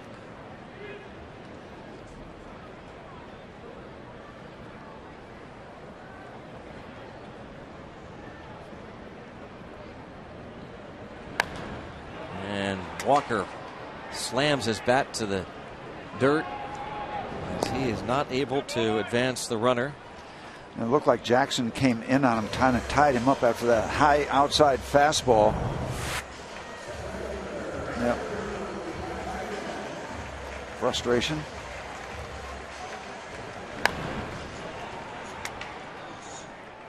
It's good pitching, though. You go up and away, and then you come in, tie him up. You got him thinking outside. Might go out there to protect. Get in on the hands. Hitting is not easy. That's why a lot of us became pitchers. Hitting's tough.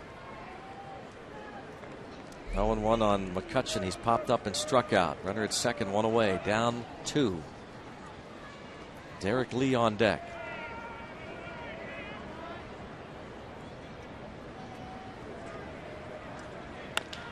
And grounded. The new shortstop, Punto. A nice play by the veteran. Presley to third.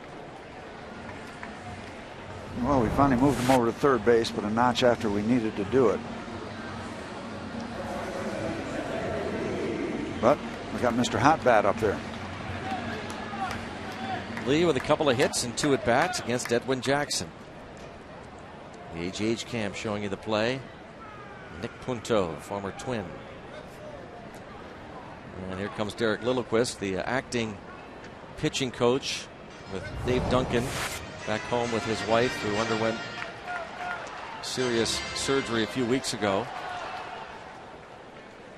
I just got a text, by the way. I was thinking of the movie Along Came Polly.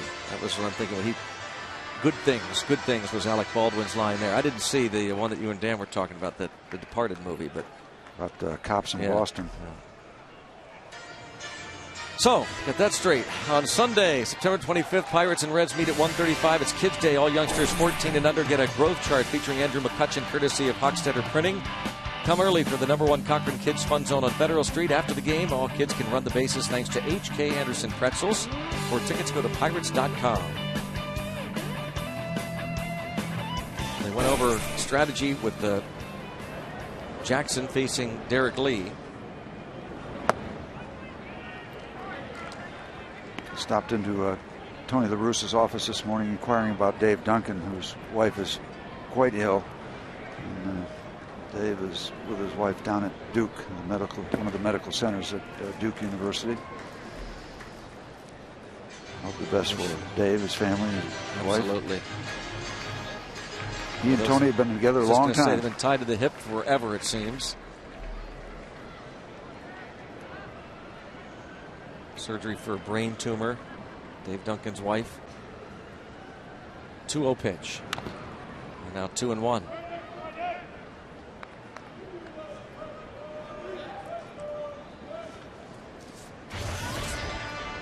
Pirates down a pair. And Edwin Jackson pitching a good one. Acquired part of a blockbuster deal before the deadline. Trade involving the Blue Jays and White Sox. 3-1 the count. Rasmus involved in that one? Yep. Cardinals also got Octavio Dotel and Mark Shipsinski for their bullpen. Corey Patterson, Colby Rasmus. Went to Toronto. This ball hammered to right field. Back is Berkman, and it's off the wall. D. Lee is loving PNC Park. Delightful. 3 for 3 today. He has 14 RBIs in 16 Pirate games. It's now 3-2. And another double. He can slice that ball. And this one's downstairs. Gets under it, sends it over the head of Berkman. And he's just seeing everything right now. And he's so strong, going the opposite way. I mean, he just has a lot of carry. There's just a lot of finish on the balls he hits the opposite field. Some opposite field guys just kind of slap the ball that way. He sends it. A lot of carry.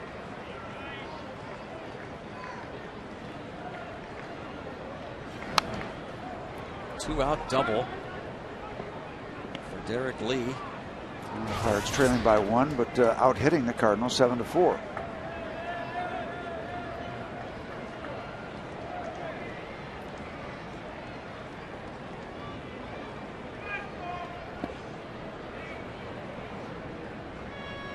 Won the count on Ludwig.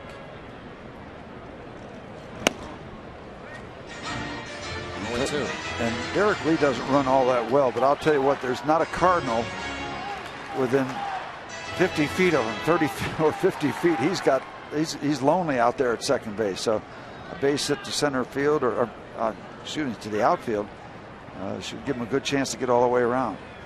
Yeah, they're really giving him third base if he wanted it.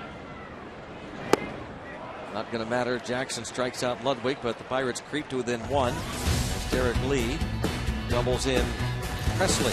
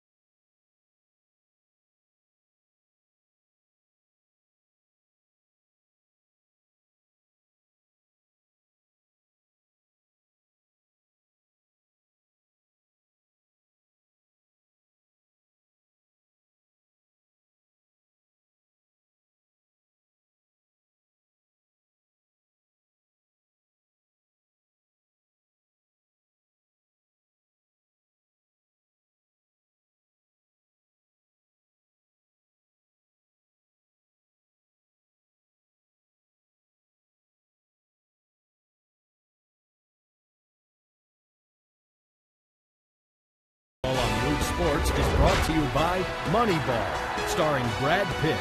In theaters September 23rd. Rated PG-13. Let's go Bucks!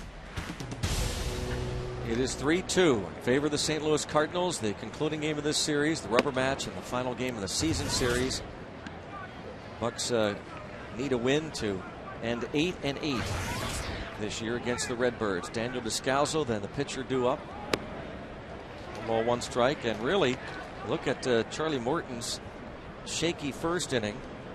Gave up the 2-run double in the 4th inning to Molina after a walk and a hit batsman. Did a tremendous job working his way out of that 6th inning jam, a leadoff triple. Did he ever? And they didn't score. He has kept it in check here as he works the 7th. As he winds down his season. Charlie Morton, who got a lot of attention at the start of the year, changing his delivery, more movement on that 2-seamer, going almost exclusively to it the first half. Softly hit line drive, caught by Walker. Yeah, and again, get on the other side of the spoiler thing. Charlie Morton, I think when you talk about auditions and what you're looking for next year, this rotation has got to be put back together. So each and every one of these starts by these guys that are getting the opportunity to start could be very, very important, not just to carry a good feel over in the offseason, but get yourself in line to be a candidate to be in that starting rotation next year. So these are important outings. Brad Lincoln hopes to be part of that rotation next year. Edwin Jackson at the plate. Charlie Morton came into today's game with an opponent's batting average against versus righties of 220 and lefties 370. Something else we've discussed extensively this season. Now he's going to combat lefties, and this ball caroms right off the second base bag. Edwin Jackson has the base hit for the Cardinals. Literally a base hit. His base hit gives the Cardinals 5 on the day.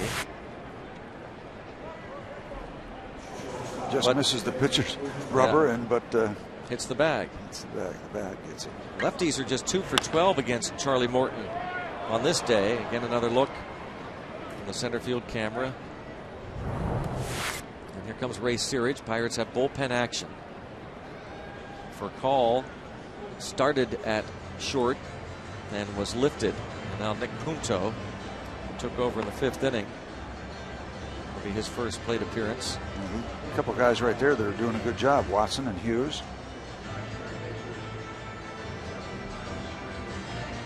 Mild strain to the left knee for Rafael Furcal on that caught stealing. We were trying to figure what forced him to leave the ball game. Precautionary measure. Got it curled up underneath his body as he's going into second base.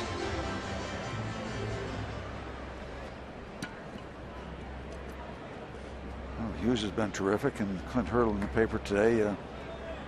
Good words, good thoughts, good things about Tony Watson. Talking about what that rotation might look like and some of the discussions that will take place over the winter for 2012. One might be Pirates taking a long look at Watson, whether they want to continue having him in this relief role, or would he go back to his roots as a starter. Became a full-time reliever this season. Toward the second half of last year with Altoona, after starting 9 games, went into the bullpen, and Tony Watson is loosening. Chris LaRue, another guy we've asked about the stuff he has. Would they consider having him start once again? Something he had talked about in spring training with the Pirates. And a foul tip. Nick Punto goes down on strikes. Number 6 for Charlie. Yeah. We'll watch that replay as Charlie gets the strikeout, pitch upstairs, and Punto's got to be frustrated. That's in that hitter zone. To go back to your subject, many times when a guy is a middle reliever and he has any part of a resume that includes starting, and he starts doing good work as a middle guy, you always start to think, oh, could he go back to starting? If because he's a guy you can stretch out for 3 or 4 innings at times, and if he's doing that on a consistent basis, hey, maybe he could be a candidate. He's done it before, and now he looks like he's pitching well, but he's got to be doing the job for those 3 and 4 innings. And you got to be in a situation where they're looking for candidates. Not likely that LaRue would go back to his starting role, which he did in his first year of pro ball. Jeff Karsten's looking on. What are you looking at now? Carson's, Morton, and McDonald, kind of the leading candidates, if you will. 2-1. LaRue is out of options, so he would have to make the club out of spring training next year. And as Clint Hurdle said yesterday, he's done nothing to make you think that he wouldn't be a part of the bullpen. He's done nothing but impress LaRue. 2-2 the count with Albert Pujols on deck. Here's Chris LaRue. I'd like to let Albert lead off. We're talking about Charlie earlier. That's just pitch number 87, so he hasn't labored all that much in terms of a pitch count, but he's scheduled to bat 4th in the bottom of the 7th. Kevin Correa obviously is part of the rotation next year too. Yep. Here's the 2-2, and it is lined in the right field, a base hit on the 2-2 pitch. This will put runners at first and third. And Pujols coming to the plate. Pirates also have right-hander Jared Hughes loosening. And Clint Hurdle, see what he decides to do. Is he going to let Morton face Pujols, or is he going to have McHenry buy time for Hughes? What do you think? Well, he's done a good job. He walked it, but then 2 ground balls, and it's a ground chuck. You know, when Charlie's on, he gets the ground balls. See what happens here. Was McHenry just going out there to buy Hughes some extra time? I think he's going to stay with him. I like it.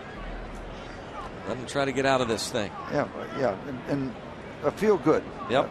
Probably a departure. Yep. After this, but what a great way to finish if you could get exactly, Pujols. Exactly. Finish up with 7 strong innings. Yep. And you kept your ball club in the ball game. Did a whale of a job. Little doubt this is his last batter of the game. Strike on Pujols. Pujols has walked and bounced to short twice. Down a run. Charlie Morton facing Albert Pujols. Good. A little up, in, but in the strike zone. That's good. Good starting point. 0-2. Pujols 5 hits in 20 career at bats against Charlie Morton. 0-2.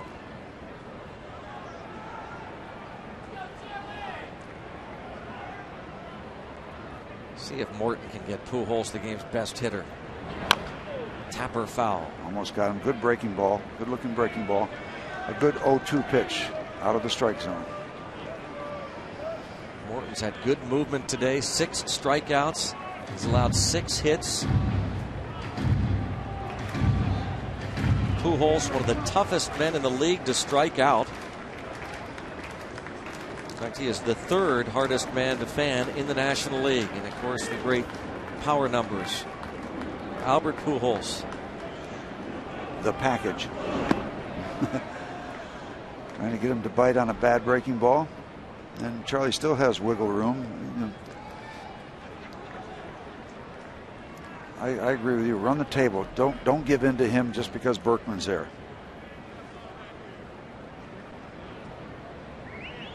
Morton making his first start since the 4th of this month in Chicago.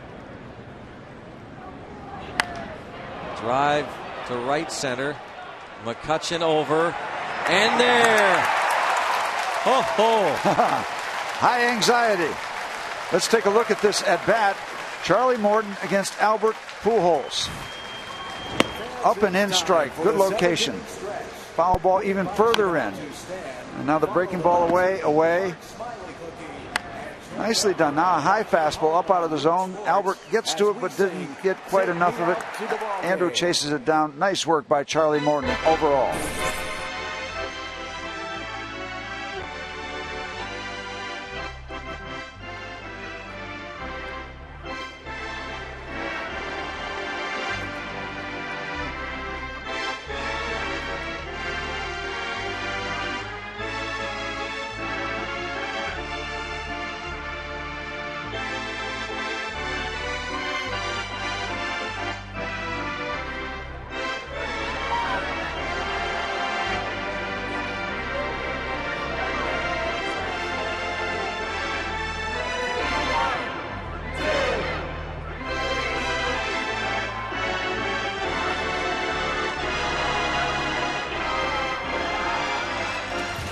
Buccos and Cardinals, finale of the series and of the homestand. You're watching it all on Root Sports.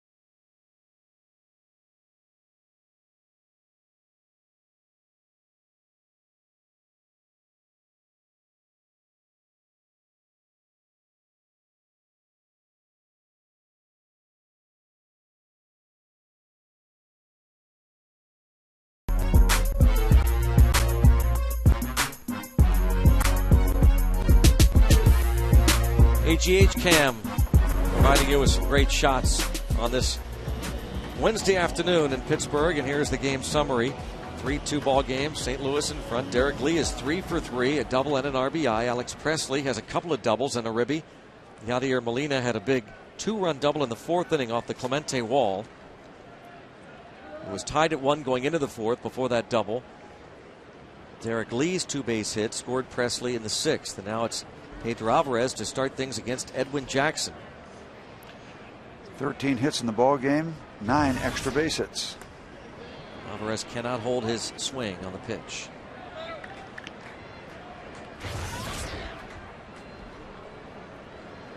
The Braves are leading the Marlins 4-1 in the 6th inning. Cardinals started the day 4.5 back of Atlanta in the wild card. 0-2. The wild card has become the Cardinals' best shot, only shot really. You'd think the Brewers up 6.5 now in the Central.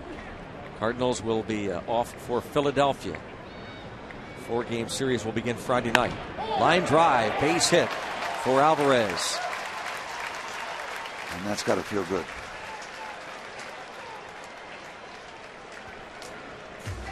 Alvarez leads off the 7th with a base hit. And now we'll have a pinch runner. It's Chase Darno. Well, we had a promotion for Moneyball. You going to go see Moneyball? You going to see that movie? There's a movie coming out. I know there was a book. Yeah. There's a movie now for Moneyball. Yeah. Oh, definitely. Listen, don't make fun of me. I was just asking if you're going to it. I know it's been out. It's been out. Why do you say I'm making fun of you? Well, I'm not making fun of you. Because I know you. I'm asking. I know you. I'm asking I'm you. just asking if you're going to go to the movie. You going to go to the movie? Yes. Yes. I'm going to go to the movie. That's all I want. You want to go with me?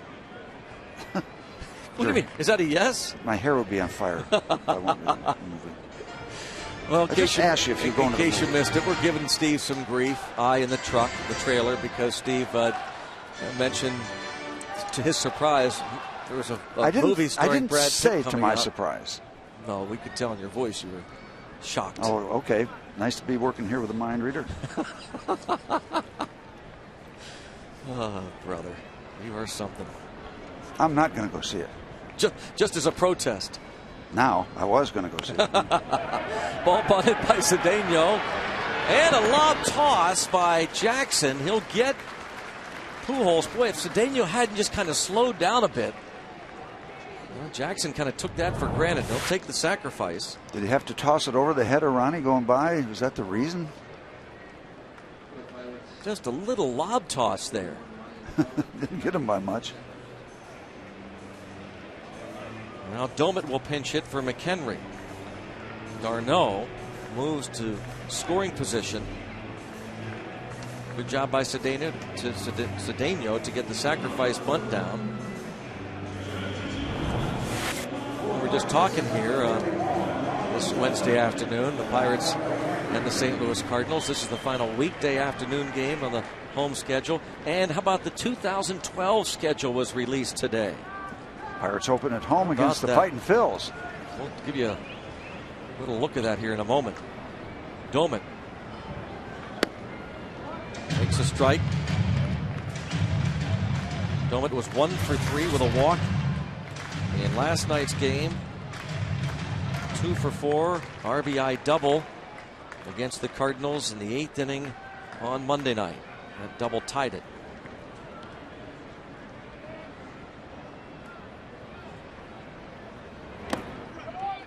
Picked by Molina.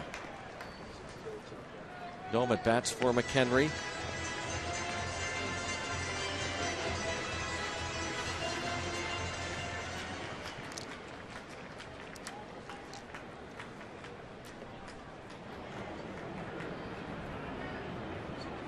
On deck, Garrett Jones.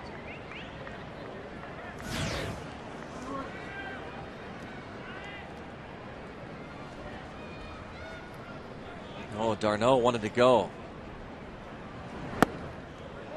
He has no fear. Talked to him yesterday about going to winter ball and about the fact that he's 9 for 9 in stolen bases, and he just believes, and it doesn't take him long to pick up a pitcher's move. He also knows when it's time to completely shut it down. He can tell almost right away. He's got no chance against certain pitchers, but he was looking to go there. 2-2. Chase d'Arnaud. Who knows? Will he be the starting shortstop in 2012? Certainly a candidate. Yeah. Didn't get much better than 100%. Mm-hmm.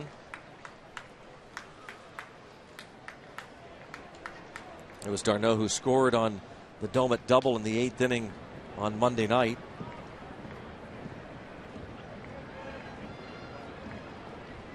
And there he goes. Swing and a miss. Now it would have been great to have him at third with 1 out. A stolen base. He's there now with 2 down.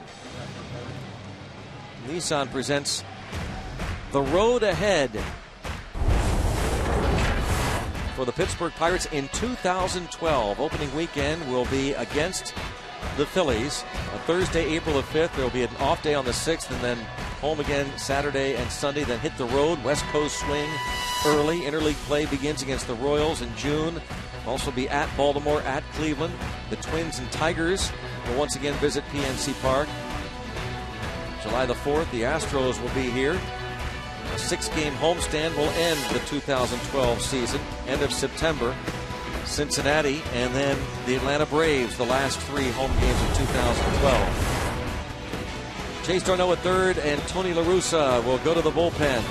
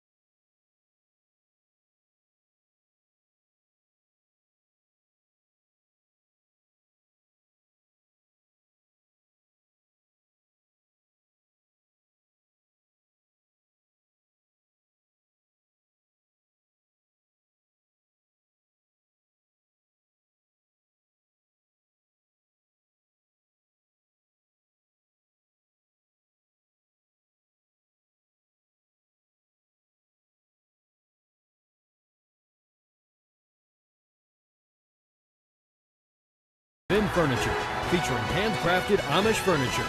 Let's go Bucks!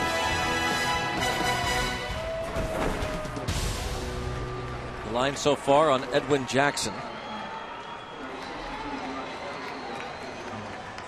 Garrett Jones announced as the pinch hitter. That's when La Russa called on the lefty, Sabchinski, but Hurdle will counter with the right-hand batter, Josh Harrison. Edwin Jackson can win it. He cannot lose it. He can come away with a no decision. Let's get this run in and eliminate a couple of those options.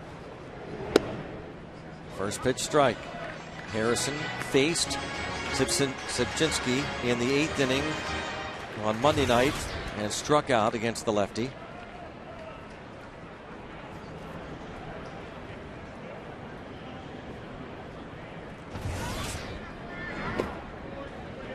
One ball, one strike count on Josh Harrison.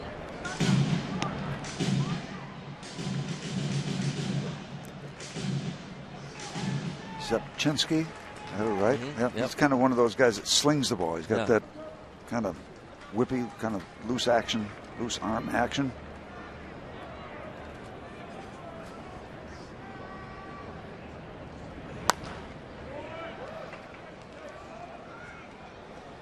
One and two on the rookie.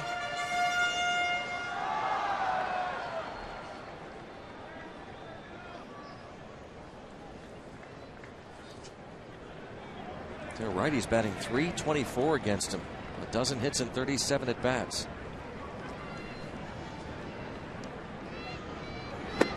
But he gets Josh Harrison. Pirates leave a man at third base. On to the 8th. 3-2 St. Louis.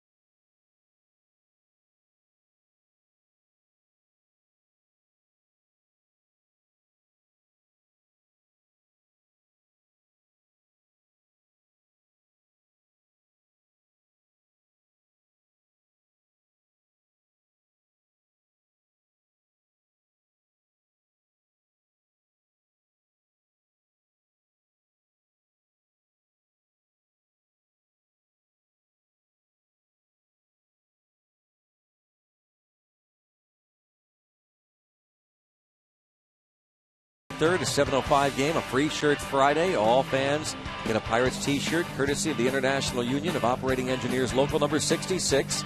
Come out to Federal Street before the game. Live music and festivities during the Barrel Kia Block Party. For tickets, go to pirates.com/free shirt Friday. Third baseman, Pirates now. Chase Darno. Ryan Doman stays in the ballgame to catch. And Tony Watson, elementary, comes on to work. Coming off 4 straight scoreless appearances. This left-hander will be facing Lance Berkman from the right-hand batter's box.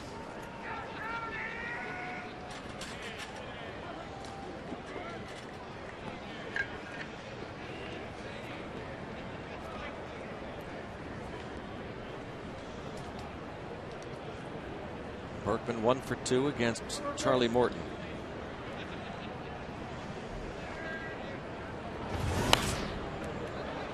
Ball fouled away, and a quality start. You know, we have our standards that we're allowed to have. So, yeah, 3 runs in 7 innings, that's a quality start. 3 runs, 6 innings, nah. 4.5 ERA, not a quality start, but 7 innings, yep. You live with that. Yep. All the time. 3 runs, 6 hits, 3 walks, 6 strikeouts for Chuck.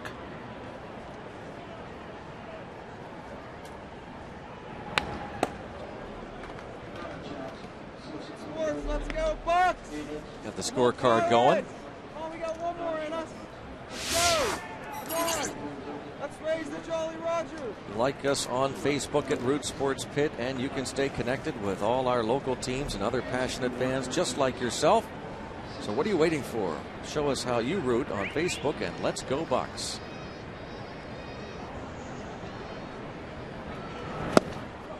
Nice. Berkman down on strikes, 1 away. Like a off-speed pitch, just kind of fading away a little bit from Lance Berkman. Outside corner, or just on the outside part of it. Nice teaser pitch that he can't reach.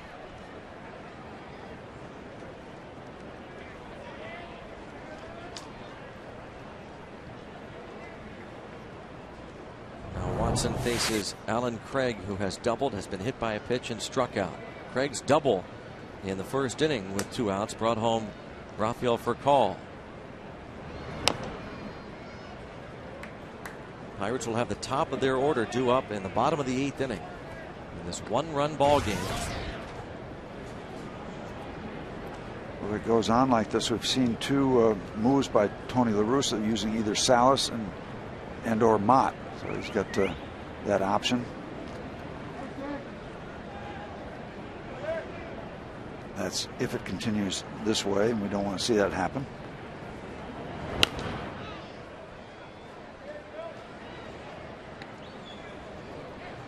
These St. Louis Cardinals, we said, will be going on to Philadelphia, an off day tomorrow, but then 4-game series starts Friday night. Then they're home for 3 against the Mets, 3 against the Cubs. They finish up in Houston. The Braves are concluding their series against the Marlins today in Atlanta before hosting the Mets over the weekend. Yes. Like kind of a delayed call by Joe West, but was hoping we'd get it. We did. 2 quick outs here in the 8th inning. Like Tony picked up that inside corner. Joe's not as slow as some of the others. McClellan? Yeah, Tim McClellan in particular, but just kind of coolly stands up. Yeah. Yep, that's strike 3. Yeah, Joe wants to let you know he's in charge. Yep. There you go.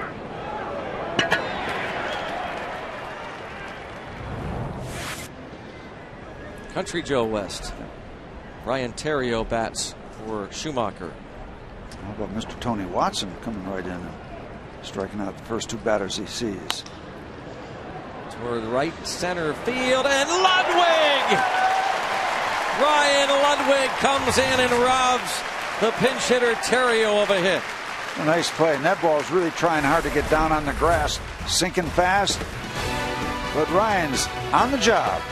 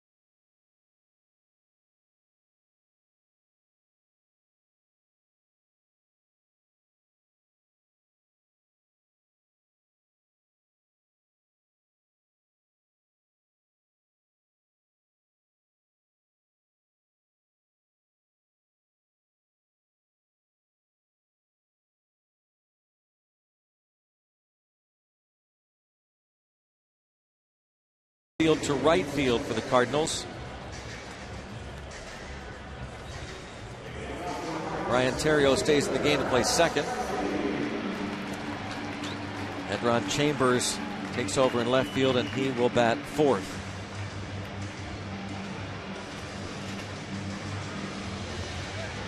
Berkman out of the game, and defense is in there for Tony La Russa.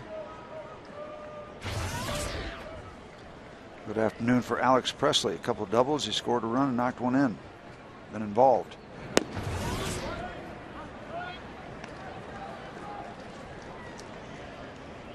Bottom of the 8th, down 1.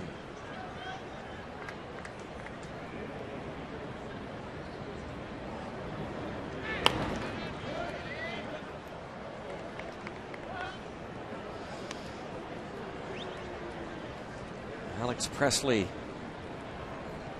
unless things change, figures to start 2012 as the starting left fielder.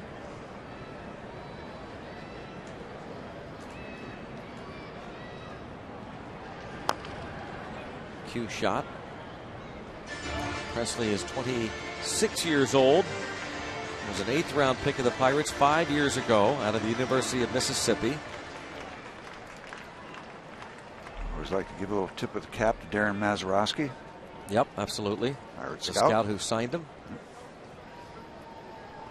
So we can say Maz signed, one of the Mazes signed Presley. His pitch is taken for a ball, 1-2.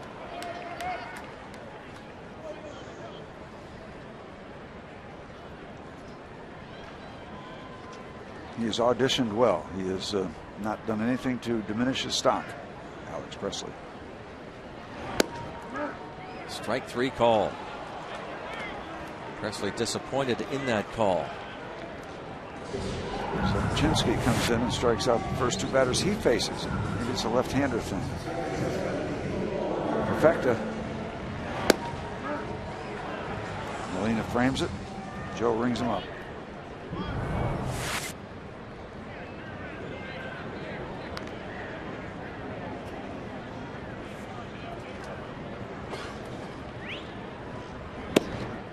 Walker 0 for 3. He was 1 for 5 last night. He went 3 for 4 the opening game of the series with an RBI.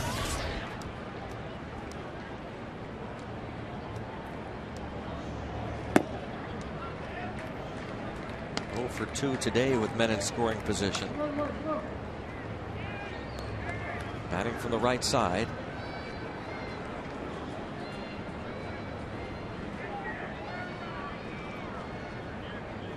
Walker with 80 runs batted in. 2-1. Currently riding a career best 43-game errorless streak as well at second base. Had a 42-gamer earlier this season. Behind only Orlando Hudson in terms of fielding percentage among National League second basemen.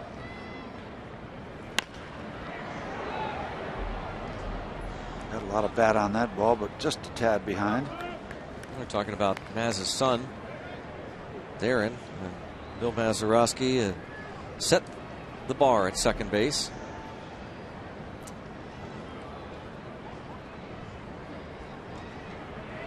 Maz did a lot of work with Neil Walker this spring. And boy, 3 up, 3 down via the strikeout. 2 outs, it brings up Andrew McCutchen. Don't miss Fan Jam 2011 featuring Steve Miller Band live in concert after the Pirates-Reds 7:05 game on Saturday night, September 24th. They will be performing all their biggest hits, including, of course, The Joker, Take the Money and Run, and many, many more. For tickets to Fan Jam, go to Pirates.com. Steve Miller Band, Saturday, September 24th against the Reds. Final 3 games of the year. Pitching change. A righty coming on to face McCutchen.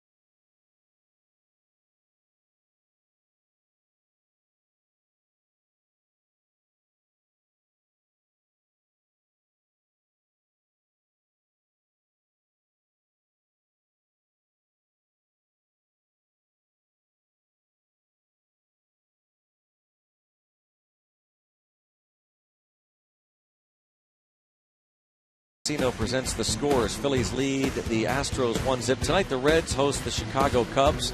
Rockies at Brewers.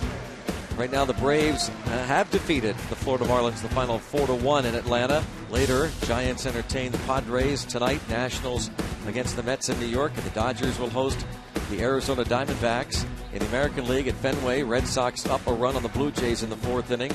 White Sox have a 4-1 lead against the Tigers in the 3rd. Later on, the Oakland A's will host the Angels.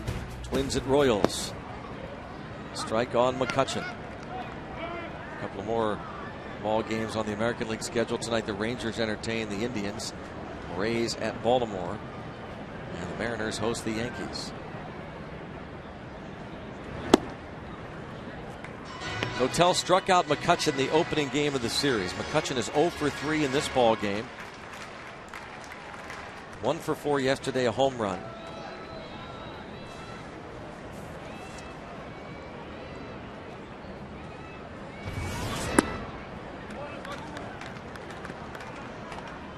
Two-one count on McCutchen. Derek Lee is on deck. Derek Lee is 3 for 3, an RBI double his last time up. Hit the corner, 2-2. Perfecta. Now that's an extreme look at the game. Sox, strike zone. Said it didn't hit the corner. Those pitches are so close. Amber did not get the call. A fly ball. Shallow center. Shortstop Punto is out and makes the catch. Pirates remain down 1. On to the 9th.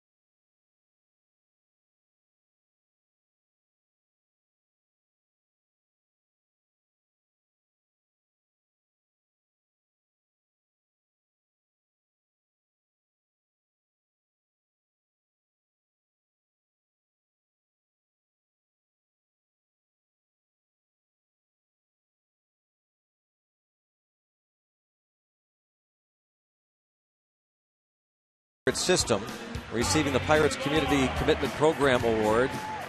Player who has best represented his team and the Pirates organization in the community. And minor league players Roberto Valdez of the Dominican Summer League, Gulf Coast League Pirates, Gaby Navarre of the West Virginia Power, Tyler Waldron, Adalberto Santos of the Bradenton Marauders, Matt Skirving of the State College Spikes, Altoona Curve pitcher Aaron Probanik, and current Pirate lefty Brian Burris did great work in the community for the Indianapolis Indians, the Pirates' top farm club.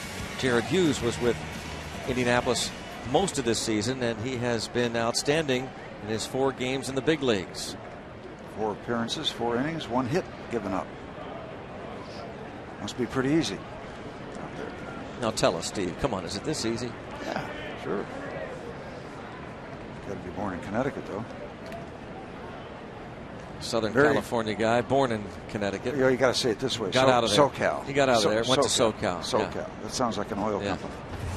Sunoco, SoCal. Ripped into center field. A base hit for Yadier Molina. Well, you jinxed him, Greg. I did. Sorry. Molina 2 for 4 today. And now Descalzo will face this 6'7" right-hander Jared Hughes. The Cardinals look for a little insurance. Check with Jose Akendo, third base coach.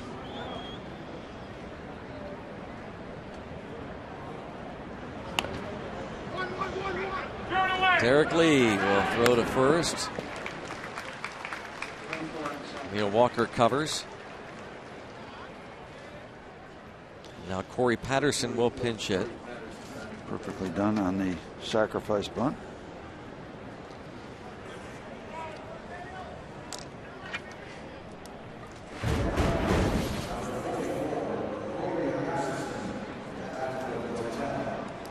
He bats for Dotel.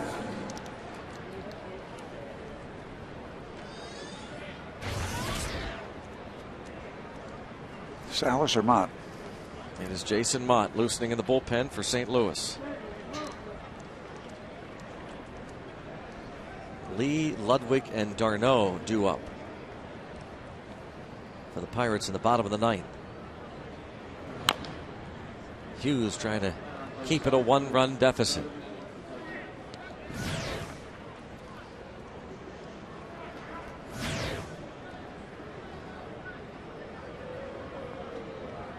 Jared Hughes started this season at Double-A Altoona. Appeared in 13 games, started 11 of them. Promoted to Triple-A and worked out of the bullpen. Dribbler, Dolmet. 2 outs. Molina to third. This ball winds up kind of in no man's land, and Ryan Doman has to go get it. He's got the best angle because he's coming toward where he's going to be throwing to. And you want the catcher to take that play every time. Especially when you try to untangle a 6'7" guy and get him down there and get the ball, untangle and get to first base.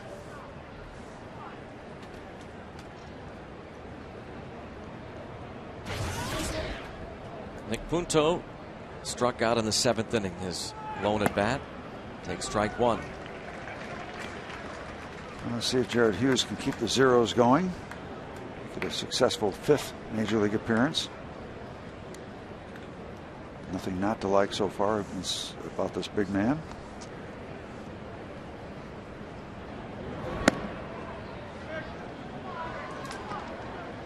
You guys are going out to SoCal, aren't you? Sure are. Heading out there today. 4 games with the Dodgers and then 3 in Phoenix. The surprising Diamondbacks ready to wrap up the West.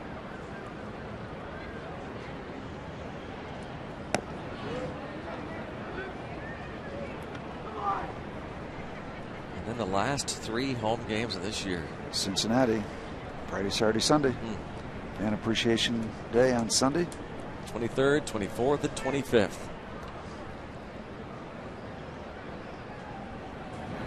$12,520. The announced paid attendance today. So 3 games left in this gorgeous ballpark for you. Get your baseball fix. Go to Pirates.com for tickets. Before we settle in for the long winter.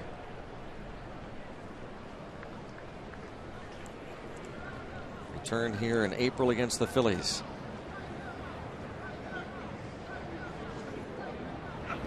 Still 2-2.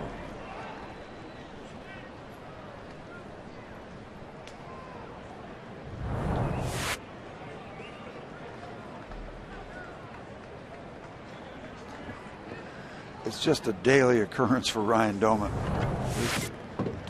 He gets banged around as much as any catcher in baseball.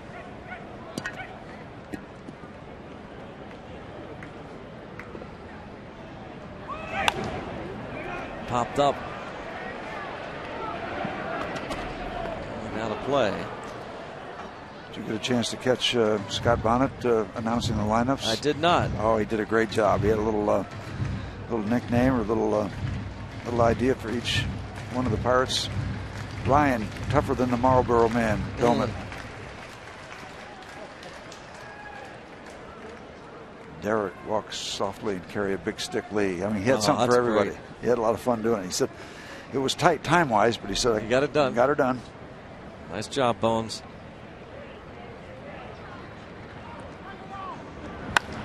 And diving stop, Neil Walker. Oh, let's hope that's a game saver. Great reaction play. Punto is robbed of a hit. Head to the bottom of the ninth. Derek Lee will lead off.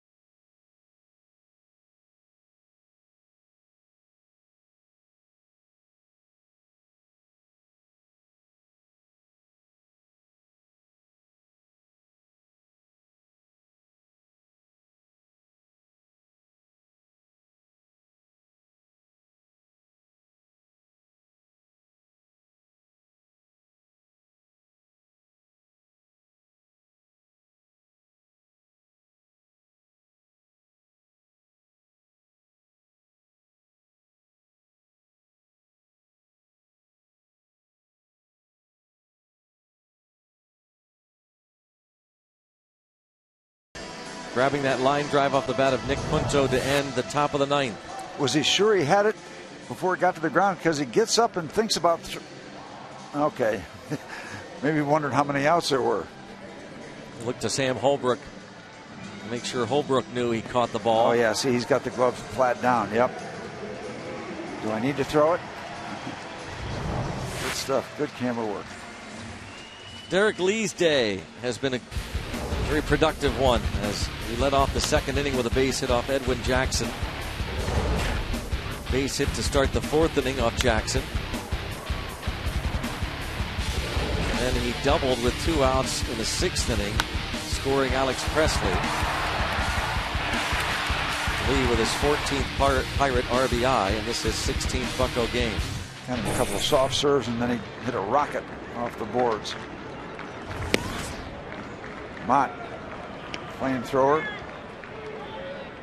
Overall numbers, but since the All-Star break, he's got the lowest ERA in Major League Baseball. Zip .33. Corey Patterson is out in right field. Jason Mott earned his 6th save of the season last night.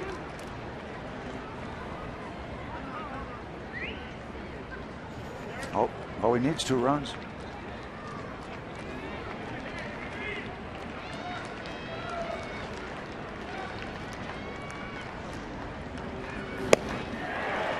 Mott blows it past Lee.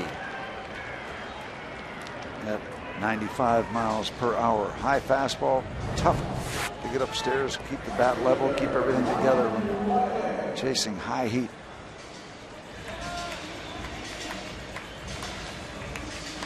Mitchell Boggs and Michael Cleto are loosening in the bullpen for St. Louis. Ryan Ludwig 1 for 3. Takes ball 1 from Jason Mott.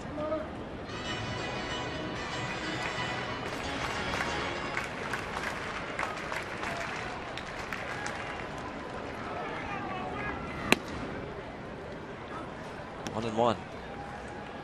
Pretty good arm for a converted catcher up there in the mound. The Russos talked about Mott, how he's learned to pitch, no longer just a hard thrower. It's still nice to have that 95 mile an hour in your back pocket. The Russos say he's really getting the ball out of the middle of the plate a lot. He's not going ball 1, then throwing the ball down the middle, even if he throws 100 miles an hour.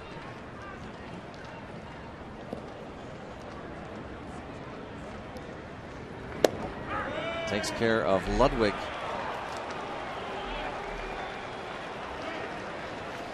Well, that's what hard throwers have a tendency to do until they start to move the ball around a little bit. They think they can just blow everybody away, but Major League hitters, you throw it in that hitting zone, no matter how hard you throw it, they get the bat started early enough.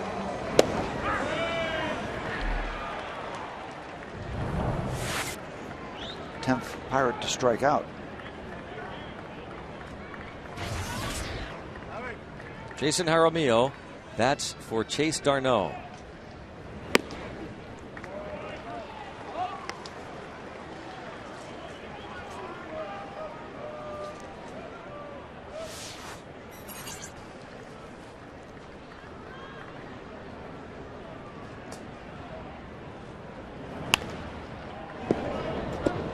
Now the Pirates down to their last strike.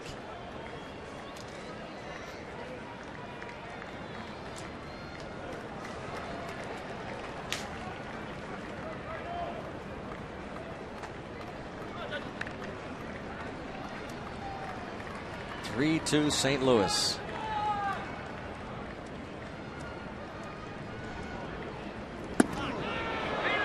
Almost got a piece of Jaramillo. Anything to get a base runner.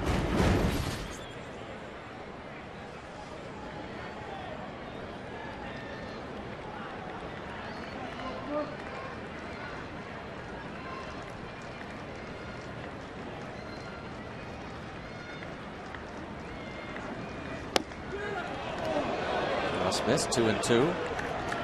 Molina trying to buy that one. Just off the outside corner.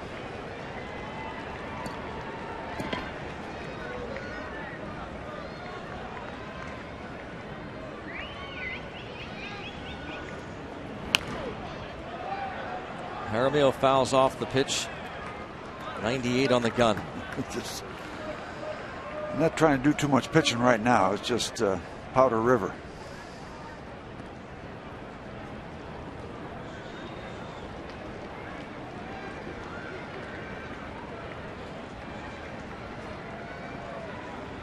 Two and two.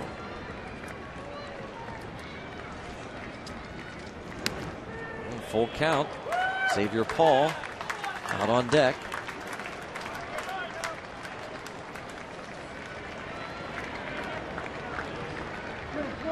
Garrett Jones was announced as a pinch hitter in the 7th inning, but when they brought on the lefty, Pirates countered with Josh Harrison, so Jones not available. This should do it. And it will. The Cardinals take 2 of 3, ending the season series as Edwin Jackson went 6 2/3, gave up a couple of runs. The bullpen shut down the Pirates the rest of the way. A whole lot of pitching. A whole lot of pitching. When they needed to get outs, they got the outs, and they take the series, and they move on to Philadelphia, where they're going to have a challenge, obviously, with the Phillies being that good. And the Pirates move on to Los Angeles. Steve, we'll see you on Friday the 23rd when the Reds come to town. The Pirates hit the road for 4 in L.A. and then on to Phoenix. Have a good, safe trip and a successful trip. 3-2 final. St. Louis Pirates postgame is coming up next.